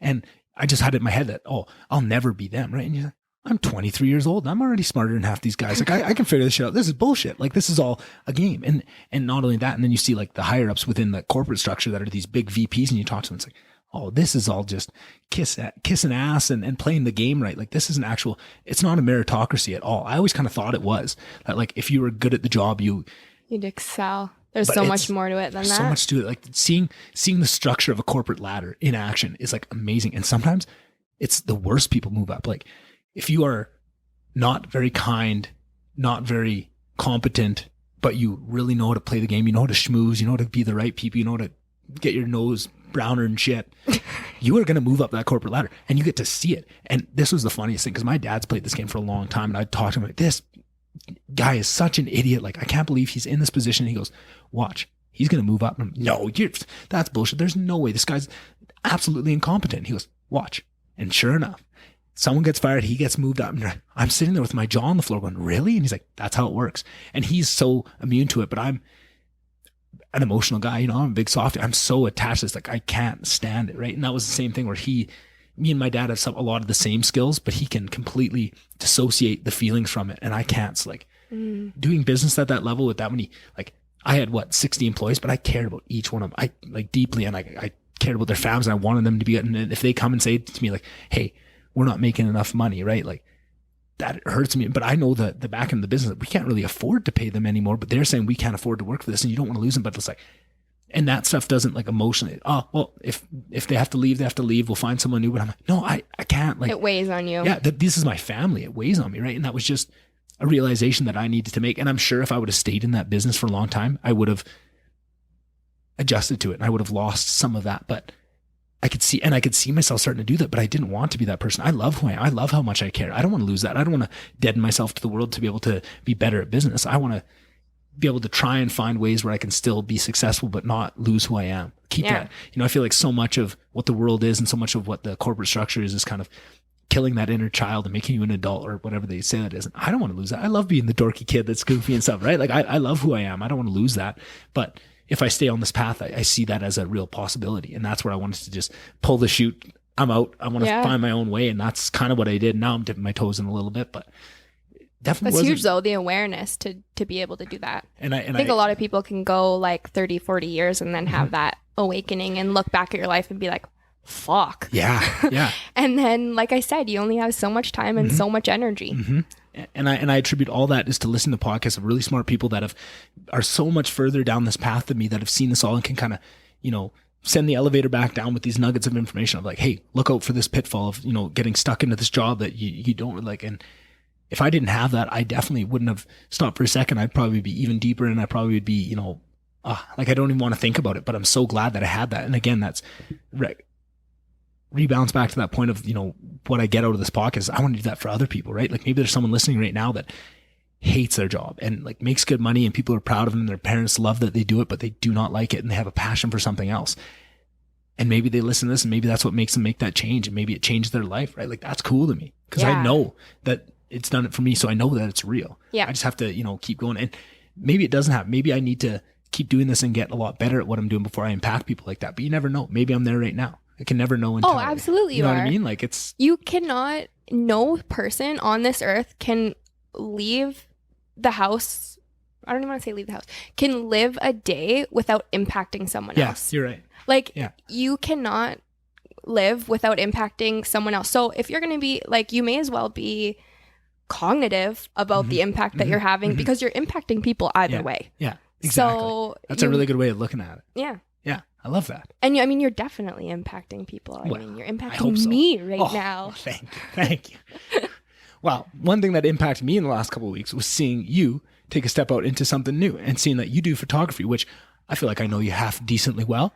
And then I was completely surprised and blown away by the pictures you put up. And I had no idea. Where have you been hiding all this? Oh, thank you. Yeah, I'm just like I'm just a hobby photographer. Just a hobby photo. Just a hobby photographer. I don't know. I've always like kind of had that passion and really enjoyed it. Yeah. And for me, I don't really know what I'm going to do with it yet. So I started an Instagram page. What's it called? At Photos by Jayde. Photos by Jayde. Okay. Jayde is Jayde because most people get that wrong. Yeah. Check it out if you want. It's just starting up. There's not much on there, but I don't know what I'm going to do with it yet, but I'm enjoying being creative with it. And I think that's where I'm trying to go in my life, is doing more of the things that I love. Yeah. And that's something that I've always loved doing.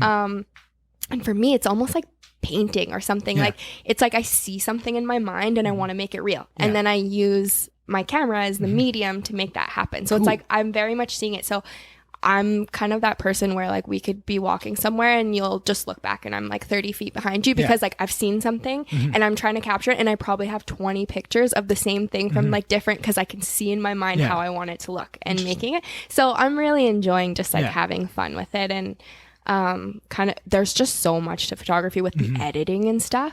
Also, one thing I didn't really think of before I pushed myself to I haven't dove in. It's not like a career, but I felt like pushing myself to make the Instagram page. I was like, whoa, that's a big move. That's what I saw, because and I feel like it's good to give that move the respect it deserves, because I feel like that's the biggest part. It's just like once you make the account or whatever, that version of it, of like putting it out there to the world that you're doing this, it doesn't matter like what you do with it, opens the door. But like so many people get stuck at that point where they never take that step, because they want to figure everything out. That was me. Yeah. And that's like kind of how I get stuck a lot of like, I need to figure out everything of how this is going to work before I just make the first move, instead of just like, okay, well, I'll just do that and then we'll go from there. And then it kind of drives you forward too, to be like, okay, well, I have this page, like I got to post some shit now. Yeah. And it's been, there's hardly anything on there, but it's been fun. But the editing has been a huge learning thing. Something I didn't think of, this is where I was going with this, is how my color blindness would affect the editing process. We could have had a whole conversation on that. Yeah, because I know you are too. Yeah, because we both, so I don't know. If Just black and white photos. all black and white. Because like you go into these programs, they're crazy now. Like I have like Lightroom and Photoshop, and I will say my kind of idea, like I said, I don't know what I'm going to do with this. I hope one day I could make some money with it, and I don't think that's a far off goal. But I think I want to make sure that I'm being creative with it, and my style as a photographer is not really editing a ton. I really like raw photos. Just like put it out there. And I think too, like this, I mean, we talked about social media and this kind of ties in, is that so much stuff is so edited and it makes you kind of lose the beauty of real life. Yeah. Because like you're seeing all these images, and so like say you see everything through a filter. Yeah, like you see these images of a sunset, like that's not what that actually looked like. Somebody's enhanced it and whatever. And then does that discount the beauty of the sunset that's in your backyard because it doesn't look quite like that photo? So and also the ego to think that you can make a sunset look better. Like, yes, come on, that's given some. I mean, whatever you believe is going to make it something, but that's giving someone a slap in the face or something a slap in the face. Yeah, like, sunsets are pretty damn beautiful. Yeah. So it's like I'm always with the editing, like I'm just like small enhancements of like change up the lighting or whatever. But yeah, there's so many different. Edit out that homeless guy peeing in the background. Yeah, we are in Edmonton. Yeah. So. Get a couple of those. Yeah. But yeah, so colorblindness has been really hard with like those tiny tweaks. I'm like, I can't tell the difference. So. I think you are the only female I know that's colorblind. Okay, probably. And you know what? There's a reason for that. That is not chance. So I don't know what it is, the numbers for sure. Don't quote me. But I think it's like 1 in 5 or 10 men is like colorblind. And like we're not colorblind, we're color deficient, right? But 1 in like 5 to 10 males or something like that. It's 1 in 10,000 women. Yeah. Like, so like, because colorblindness comes up a lot. Like it's not like it impacts me every day, but just all the time people ask me, I don't know, I'm colorblind. Like, because I'm so over it. I don't even use color as a reference for things. And everyone is always has questions. Everybody has questions. So what color is this? How does that impact, right? And in that, I would have thought that even being 1 in 10,000, I would have come across more girls. And like, what are the odds that someone from my small town that like is in my grade that I've known my whole life? I thought you knew because I knew. No, I knew for sure. Okay. I just forgot until that moment where you said, I was like, oh, I knew that. No, because I always knew that. Yeah. Yeah, I'm just the one. Yeah. I'm kind of elite, some might say. Yeah. Oh, that's hilarious. But I'm so tempted to ask you all the basic colorblind questions I get asked right now. Oh my God, Kate, I find it so funny you tell people that. And like, I find saying I'm color deficient just sounds like, I don't know, it sounds like pompous kind of. Exactly. And so I'm like, yeah, I'm colorblind. Yeah. And people are like, oh my God, what color is this? And they show you something that's like bright red. You're like, well, I'm not a dog. Yeah, like, it's not black and white. That is red. Yeah. And that's the thing. And then there's, within color deficiency, there's all these different levels, different types, right? Like there's different gradients within the different types of like how bad it is.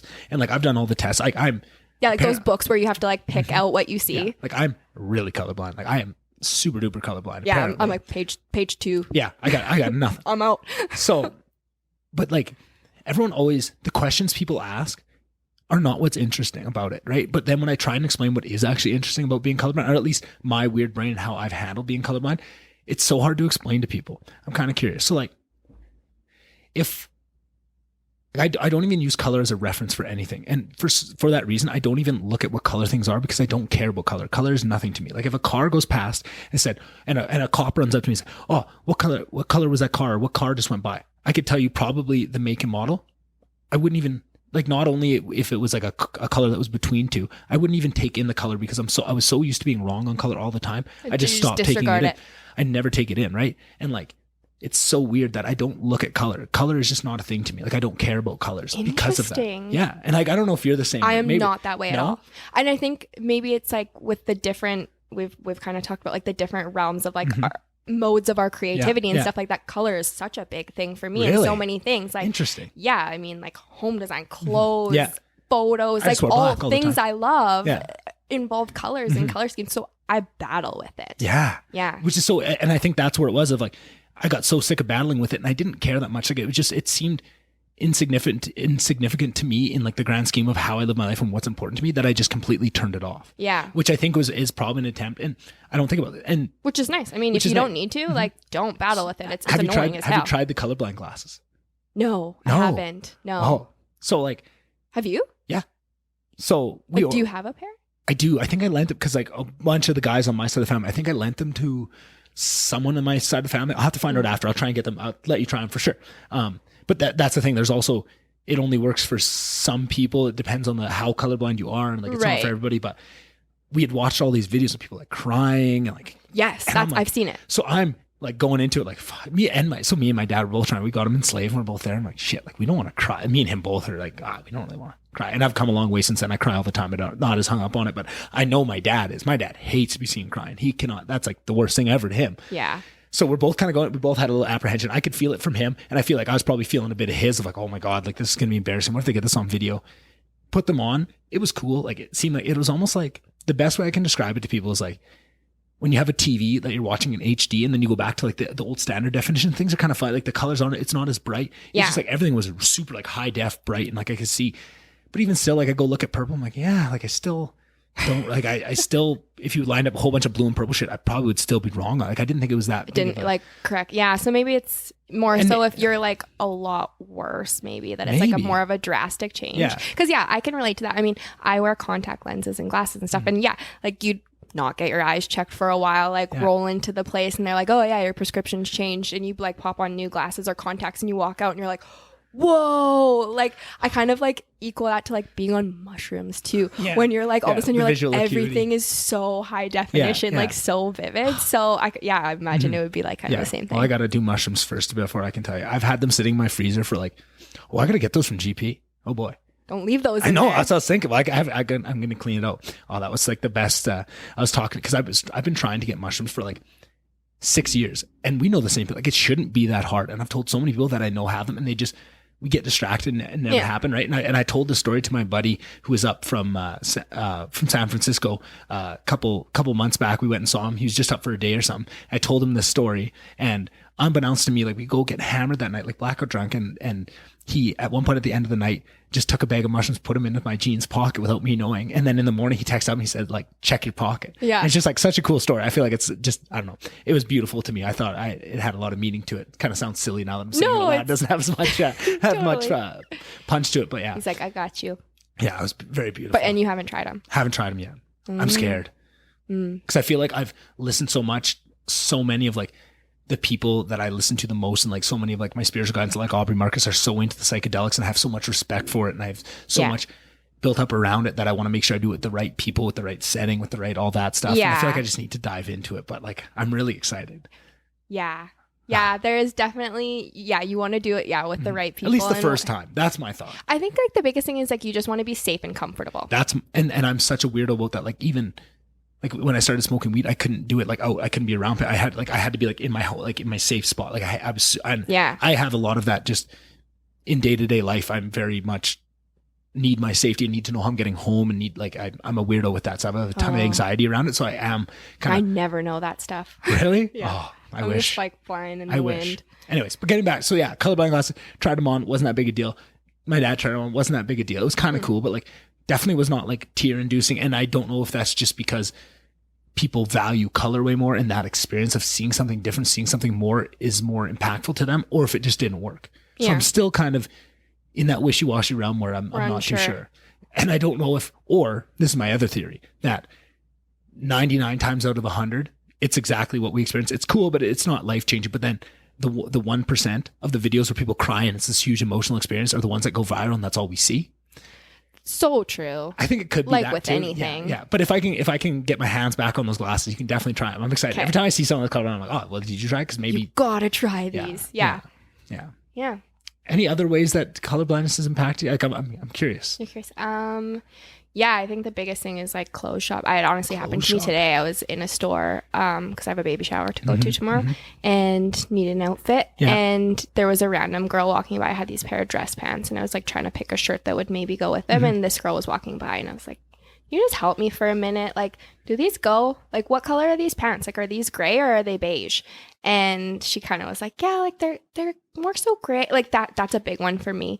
Or like my mom will just be like, "You don't know what you're talking about." Like this is like, because my mom is like very into like fashion and like home design and things like that. She has really good taste, and she's like, "This has like cool undertones and this has like warm undertones and stuff." And I'm like, I can't even tell what color that is. I don't even know what an undertone is. Yeah, I'm like, I am not following. Yeah. So yeah, I think it's just like probably, I guess I would say shopping. Shopping, yeah. Yeah, is the only thing. And that's where like, I'm not that adventurous, I guess, with my clothes. I wear a lot of black. I wear a lot of like if I'm going to wear a red, it's going to be like a bright red. I'm never going to wear like a maroon. That's just not me, right? Where I wouldn't know. Or even if you did, it's probably not going to clash with something else that you're wearing. So it's going to be fine. Apparently. Doesn't really matter what color it is. I've been told that my clothes clash a lot, but I don't give a fuck. Yeah, like, fair.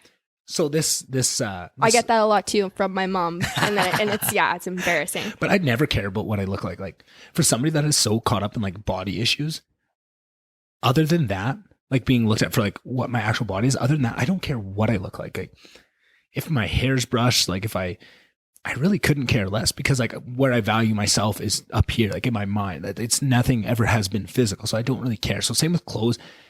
But like sometimes I put together an outfit like this summer, after Courtney's wedding, we had this other like kind of night where we did like this Oktoberfest, and I dressed up and I had like my favorite shorts, which are like these bright, like colorful striped, like rainbow pattern shorts. And then I had like this floral shirt that's like also like a different kind of colorful. Oh, no. And then I had this bucket hat that was like a whole different color scheme. And to me, look in the mirror, because I don't care about clashes, I'm like, awesome outfit. This looks good. I'm pretty pumped about it. Because not often do I care about it. I threw this outfit together and I got just ripped to shreds by everybody. They're like, what the fuck is that? Like, you look like a monstrosity. Yeah, big time. But I was so like, fuck you guys. I don't care. I like it. What does it matter to you? I'm enjoying this outfit. Yeah. It was and kind that is valid as well. Yeah, exactly. Right. Like I don't know. I just thought they were crazy. I still stand by that outfit. Maybe I'll try and find a picture of that outfit. Because also, do you know Georgia Keefe? You know Georgia Keefe. Yeah. So at one point, Georgia, Courtney, and my cousin Katrina, who brought us to Harry Potter, all had like Adidas tracksuits from like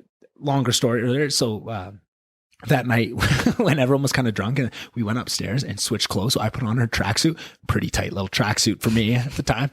And she put on my clothes and we switched outfit and just like came back down to the party thinking no one would notice. Hilarious. I was hammered. I thought it was really funny, but I probably have some good pictures and I'll maybe make that one of the cover pictures. photos for this episode.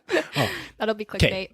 The other thing, we have to remember to take a picture after this because I'm so bad. I'm going to say of maybe the 40, 50 in-person interviews I've done, I've maybe remembered to get a picture with like 4 or 5. And every time I even have it written down like on that. Take picture. Yeah. And I never remember. I just get so caught up in the conversation. Then like after everyone, it's always like a big moment. Like we'll probably have it momentarily like in a little bit. But like because everyone goes into the podcast so nervous and like it's a big deal that like there's a lot of emotion. Then you go through and most of the time I haven't had it go other than this way, but it's a lot of fun and people enjoy it. And it's just such a release. As soon as this end button hits, it's just like everything comes out like, oh, I don't know why I was so nervous. And it's such like a big moment at the end. It just gets lost in that. Yeah. Which is such a funny part and probably why it's so nerve wracking because nobody ever gets to see that part of like the end of the podcast, like of the release of it. And everyone probably could feel the nervousness of going into it. Like that is pretty. Yeah, it's pretty standard and applicable in a lot of scenarios. Everyone can see that. Oh, if I was going onto a show or I had to, be vulnerable like that, like I'd be nervous. Yeah. But like nobody thinks about the other side of it. And I was thinking maybe if there's a way to capture that.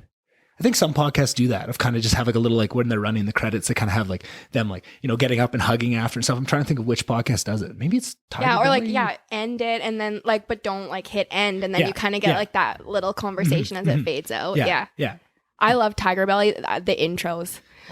Oh my God. When he tells the guests, like, don't talk until I introduce you. And then he'll go, and then he's like, goes on a 5-minute tangent. So because he wants them to interrupt. So that so then they chip in and he's like, shut the fuck up.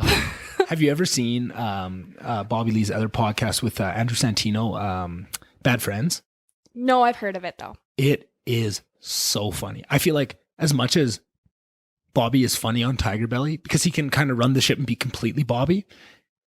When he's on with Bad Friends with Andrew pokes him and gets him riled up and you get to see kind of all like the comics favorite side of Bobby of kind of fucking with him and seeing how he handles it. It is one of the funniest podcasts I've ever seen. Like that's one, like I've probably seen most of Bad Friends. Like I've maybe seen 10% of Tiger Belly. I again, kind of pop in when I can, or if I see a guest on that I want.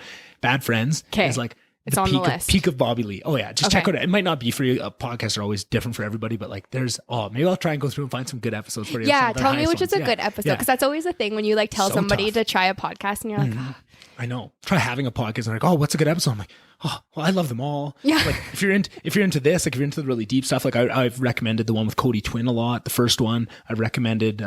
Like I'm so proud of that one with those authors, right? But like if you haven't read the books, I don't know if it would if it be would, as I mean it's probably still good. yeah, but because I think what's cool about it, if you're listening, if you know me, you can tell how excited I am in the moment and how like big of a moment it was for me to have. Like I think that kind of rings true with it a little bit. Not that I've really re-listened to it or anything, but yeah, no, it's tough to find of like what people would like. Like there's ones that I like, but I don't know what to suggest to certain people unless I know them really well. Then sometimes it's easier. Like if it's one of my hockey buddies, I'll recommend, one of the hockey players I've had on or something. Like you'll probably like that. That'll be easy for you. But other than that, it's a bit tough. Any other podcasts you listen to that we miss? I love hearing what other podcasts people listen to. Okay, yeah. Like I have my phone right Yeah, here. go through the list. If I did that, we'd be here for like an hour. It's kind of embarrassing how many podcasts I have on there. Yeah. I like Smartless. I haven't listened to a ton of it. Which one's that? It's Jason Bateman, Sean Hayes, and Will Arnett. I've heard that's a really good one. Yeah. They just have a lot of really famous people that don't do podcasts very often, which I find it interesting. Mm-hmm. Yeah. Serial. It's like the number one podcast ever. Like I think in the history of podcasts. What's that one about? It's a crime one, but it's about like a court case. Oh. So it's kind of interesting and like how that kind of goes amok. Yeah. What else have I been listening? I listen to a lot of like one-offs where it's like I listen to a season of this or that. Like I listened to one about that. How do you say it? Nexium, that cult. Where it's like cults. It's like NV. I don't know if I know this one. Okay, I'll find it for you. Oh boy. Yeah. I love cults. Oh, and one of my favorite ones was Dr. Death. And I think they actually made a show about it. Is that with Dr. Kevorkian? No, it's a story about, well, I don't know, maybe that's his name. Is it this doctor in Dallas, I think it was? I think so. That was helping assisted suicide or whatever? No, he was like this, so I don't want to give too much away, but this one is like basically a doctor that was doing like spinal surgeries, like a high doctor. Yeah. And all of a sudden they start noticing like people are dying, people are having like major complications. It also kind of, I don't want to say too much. I feel like I get where you're going with it. Yes. That sounds interesting. It's very intriguing. That's kind of a crowd pleaser. If people are asking me for a podcast, I'm like, that'll keep you guessing. All right. Unless though you're kind of like, that kind of stuff freaks you out. Like nothing freaks me out, like health wise or like, whatever. Nothing freaks me out. And when things do freak me out, I love things that freak me out. Like some of my favorite podcasts are like when Joe Rogan has on like, this is kind of odd, like way before COVID and all this stuff, like he would have on like these virologists that would talk about like we're due for pandemic and like freaking the fuck out of these people would talk about like super volcanoes. That shit freaks me out, or like aliens. I'm like, holy fuck. But it's like a good freak out of like, oh, I should be thinking about this. I should know this. Yeah, exactly. I know. I think about the Yellowstone volcano probably more than I like me too. The average person. Some days I just wake up and I'm like, that baby still hasn't blown yet, eh?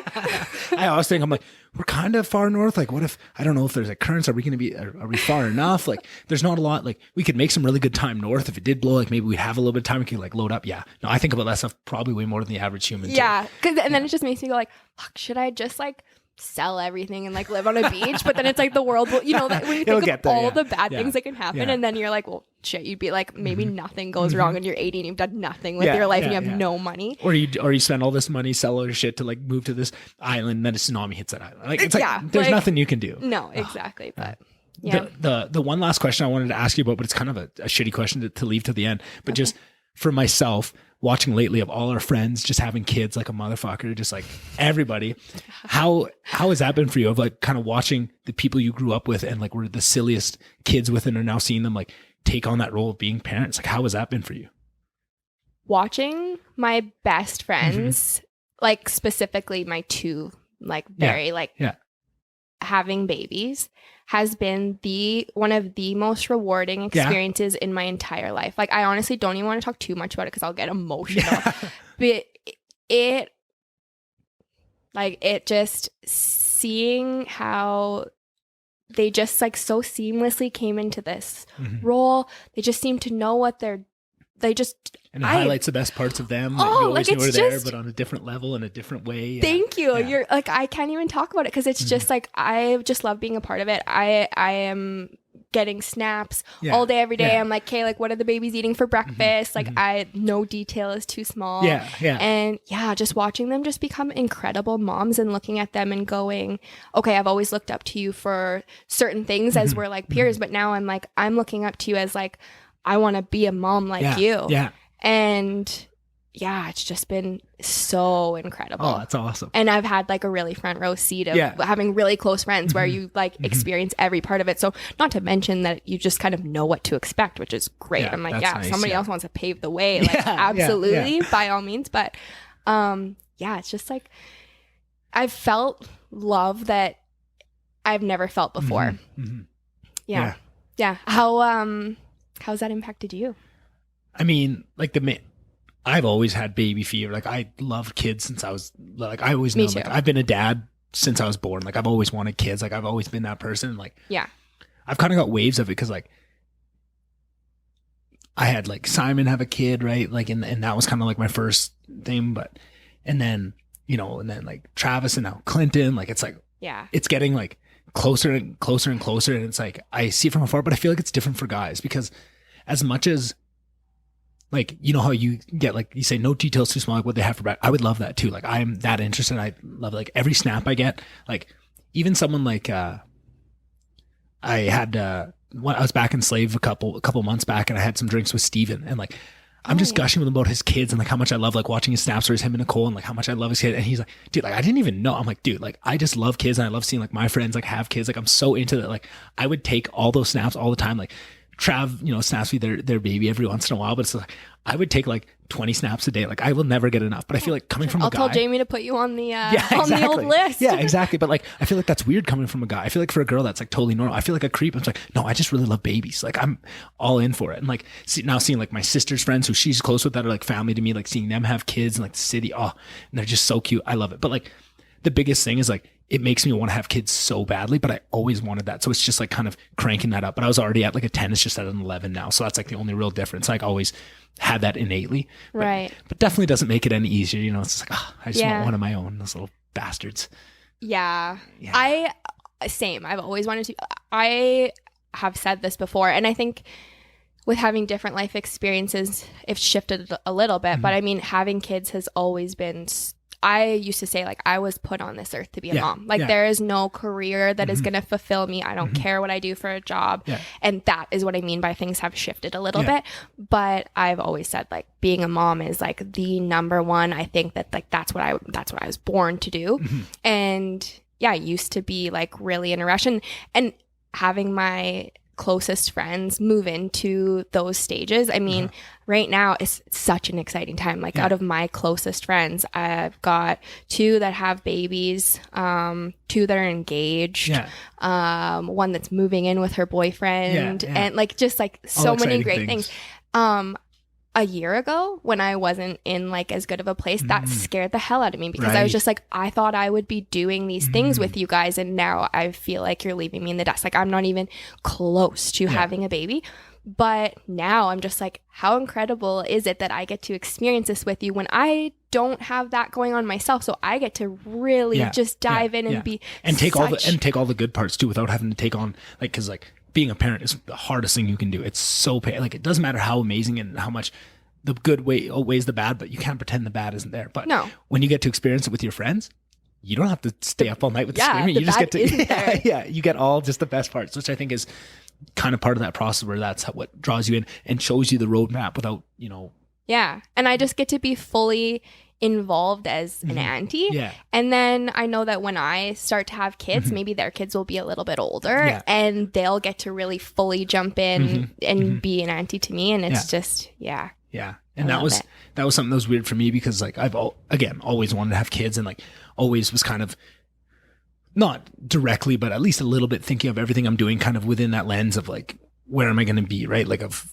trying to have enough money and all that stuff, and getting to that point where I realized with that job that I was almost perfectly set up with the job I had, the money coming in, like I could have a kid right now and be good. But I knew I wasn't happy and I wanted to do this podcast thing, right? And I knew that if I was to, dive in and have kids right then, I would never make this move. I would never because I just physically couldn't, right? I was going to almost give up on my dreams to have that dream, which is also there. So then that was kind of probably one of the biggest pushes to quit my job and put this as the full thing, because I want to be able to make this work to a point that I can have a kid. Yeah. Right? Do it now. Right? Yeah. And that's the thing. And then to kind of, just of like where I was a year ago to where I am now, like not having someone that I'm with, and like I'm so much now farther away from that again, that it was almost like I did everything to get to a place where I can have a kid, but part of that process actually moved me like 10 steps further away from being where I need to have a kid, which again is probably all for a reason. It's all going to work out, but like that is frustrating too. And like knowing that is like, like 2 steps forward, 1 step back, but I know that this step had to be taken. Right. And I think it also, just, seeing all my friends have kids like that really makes me, it adds, makes me sure that this was the right choice to do, because if that is what I want, this is what I need to do for that to be a reality. And as much as that was scary to take that jump, and this is still scary now to try and be making a go of it, if that's what I want to do for my life and I want to have kids, this is what I need to do, and I need to make it work. And that's that motivating factor. And just seeing, I was always pretty sure I needed kids, but seeing it now, I'm so sure. Like it's just really driven that home. So, you are on the right path. It's just, sometimes even if you're on the right path, you can still be frustrated with the rate that things are going, right? But absolutely. That's just the way life goes. And I know it's going to happen when it's going to happen, and it'll be wonderful and all those things. But yeah, it's nice to just live vicariously for a bit too. It is. Yeah. I just feel like it's a lot easier for girls to live vicariously, because like, well, that's the thing. Like when I first met Trav and Jamie's baby at like Dog Island the first time, they're like, oh, do you want to hold her? I'm like, yeah, of course I do. And like, held her for like, I don't know, it's probably like 10 minutes. And do you like, is your arms getting sore? I'm like, no, like if someone wants her, like, of course, like I'm not going to hog her, but like if nobody wants her, I'll take all the time I can get. Yeah. 20 minutes go, you sure your arms are getting sore? I'm like, yeah, my arms are getting sore, but like, I'm not giving this baby. Like, and again, if somebody wants her, like, but it was just like me, Travis, Michelle, like a couple of them, I think Stephanie was there, like, we've had her all day, like give her as much as you want. So I'm holding her till my arms are just shaking that door until somebody came that really wanted to hold her. I was like, I'm not giving up until pry her from my cold dead hands. Exactly. Which I feel like as a guy, that's kind of weird. If that was if that was you, that would. I don't think that's weird at all. I know. And honestly, I will give you perspective of this because you think that like that's weird and like you're the only one. I know of like 3 other people that have done the same thing and have told me like the same thing. So and that's the thing. I don't think it's weird. I'm worried about other people thinking I'm weird, which is 90% of the thing. Because I know I'm weird. I'm a weird dude, and I love that. I love that I'm weird. But because I know that, I've got to be careful about how other people see it, because like, I don't care if I'm weird, but other people might care, right? Which again, I shouldn't care about that, but that's life. That's showbiz, baby. That is showbiz, baby. Is there anything I didn't ask you that you thought I'd ask you? Anything we missed? Anything I don't big? think so. I honestly had no plans no going in. I expectations? didn't know what we would talk about, and I think I was fully confident that it would be just seamless, just like it was. Yeah. Well. Okay, wait. I have a question. Okay. Okay, so you kind of mentioned earlier that like one of your favorite things and like really getting to appreciate people in your life is like doing the intros for this. Yes. And you said like, oh, like you've never had that. Can I do an exit for you? Yeah, of course you can. Okay, cool. Am I gonna cry? I don't know, maybe. All right. I hope not, but all right. Okay. I can do it now. You can talk after me, but I just want to do it. You give her. Yeah. Okay.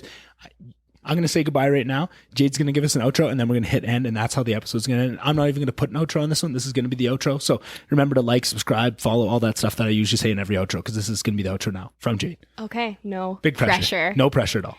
Okay.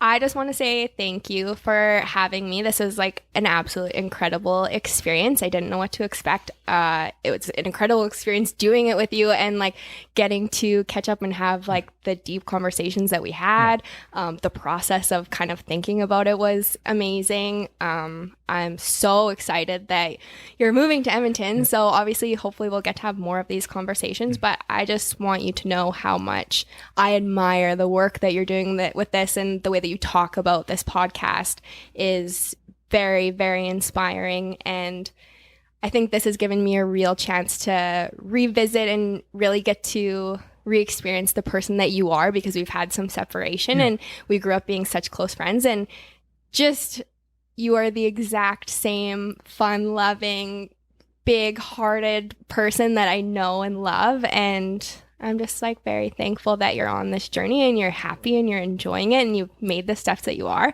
Can't wait to see where you go with it. And thank you so much for having me. Well, thank you for coming on, and we'll definitely do it again soon. Sounds good. You said you wouldn't talk, so sorry. Jade out.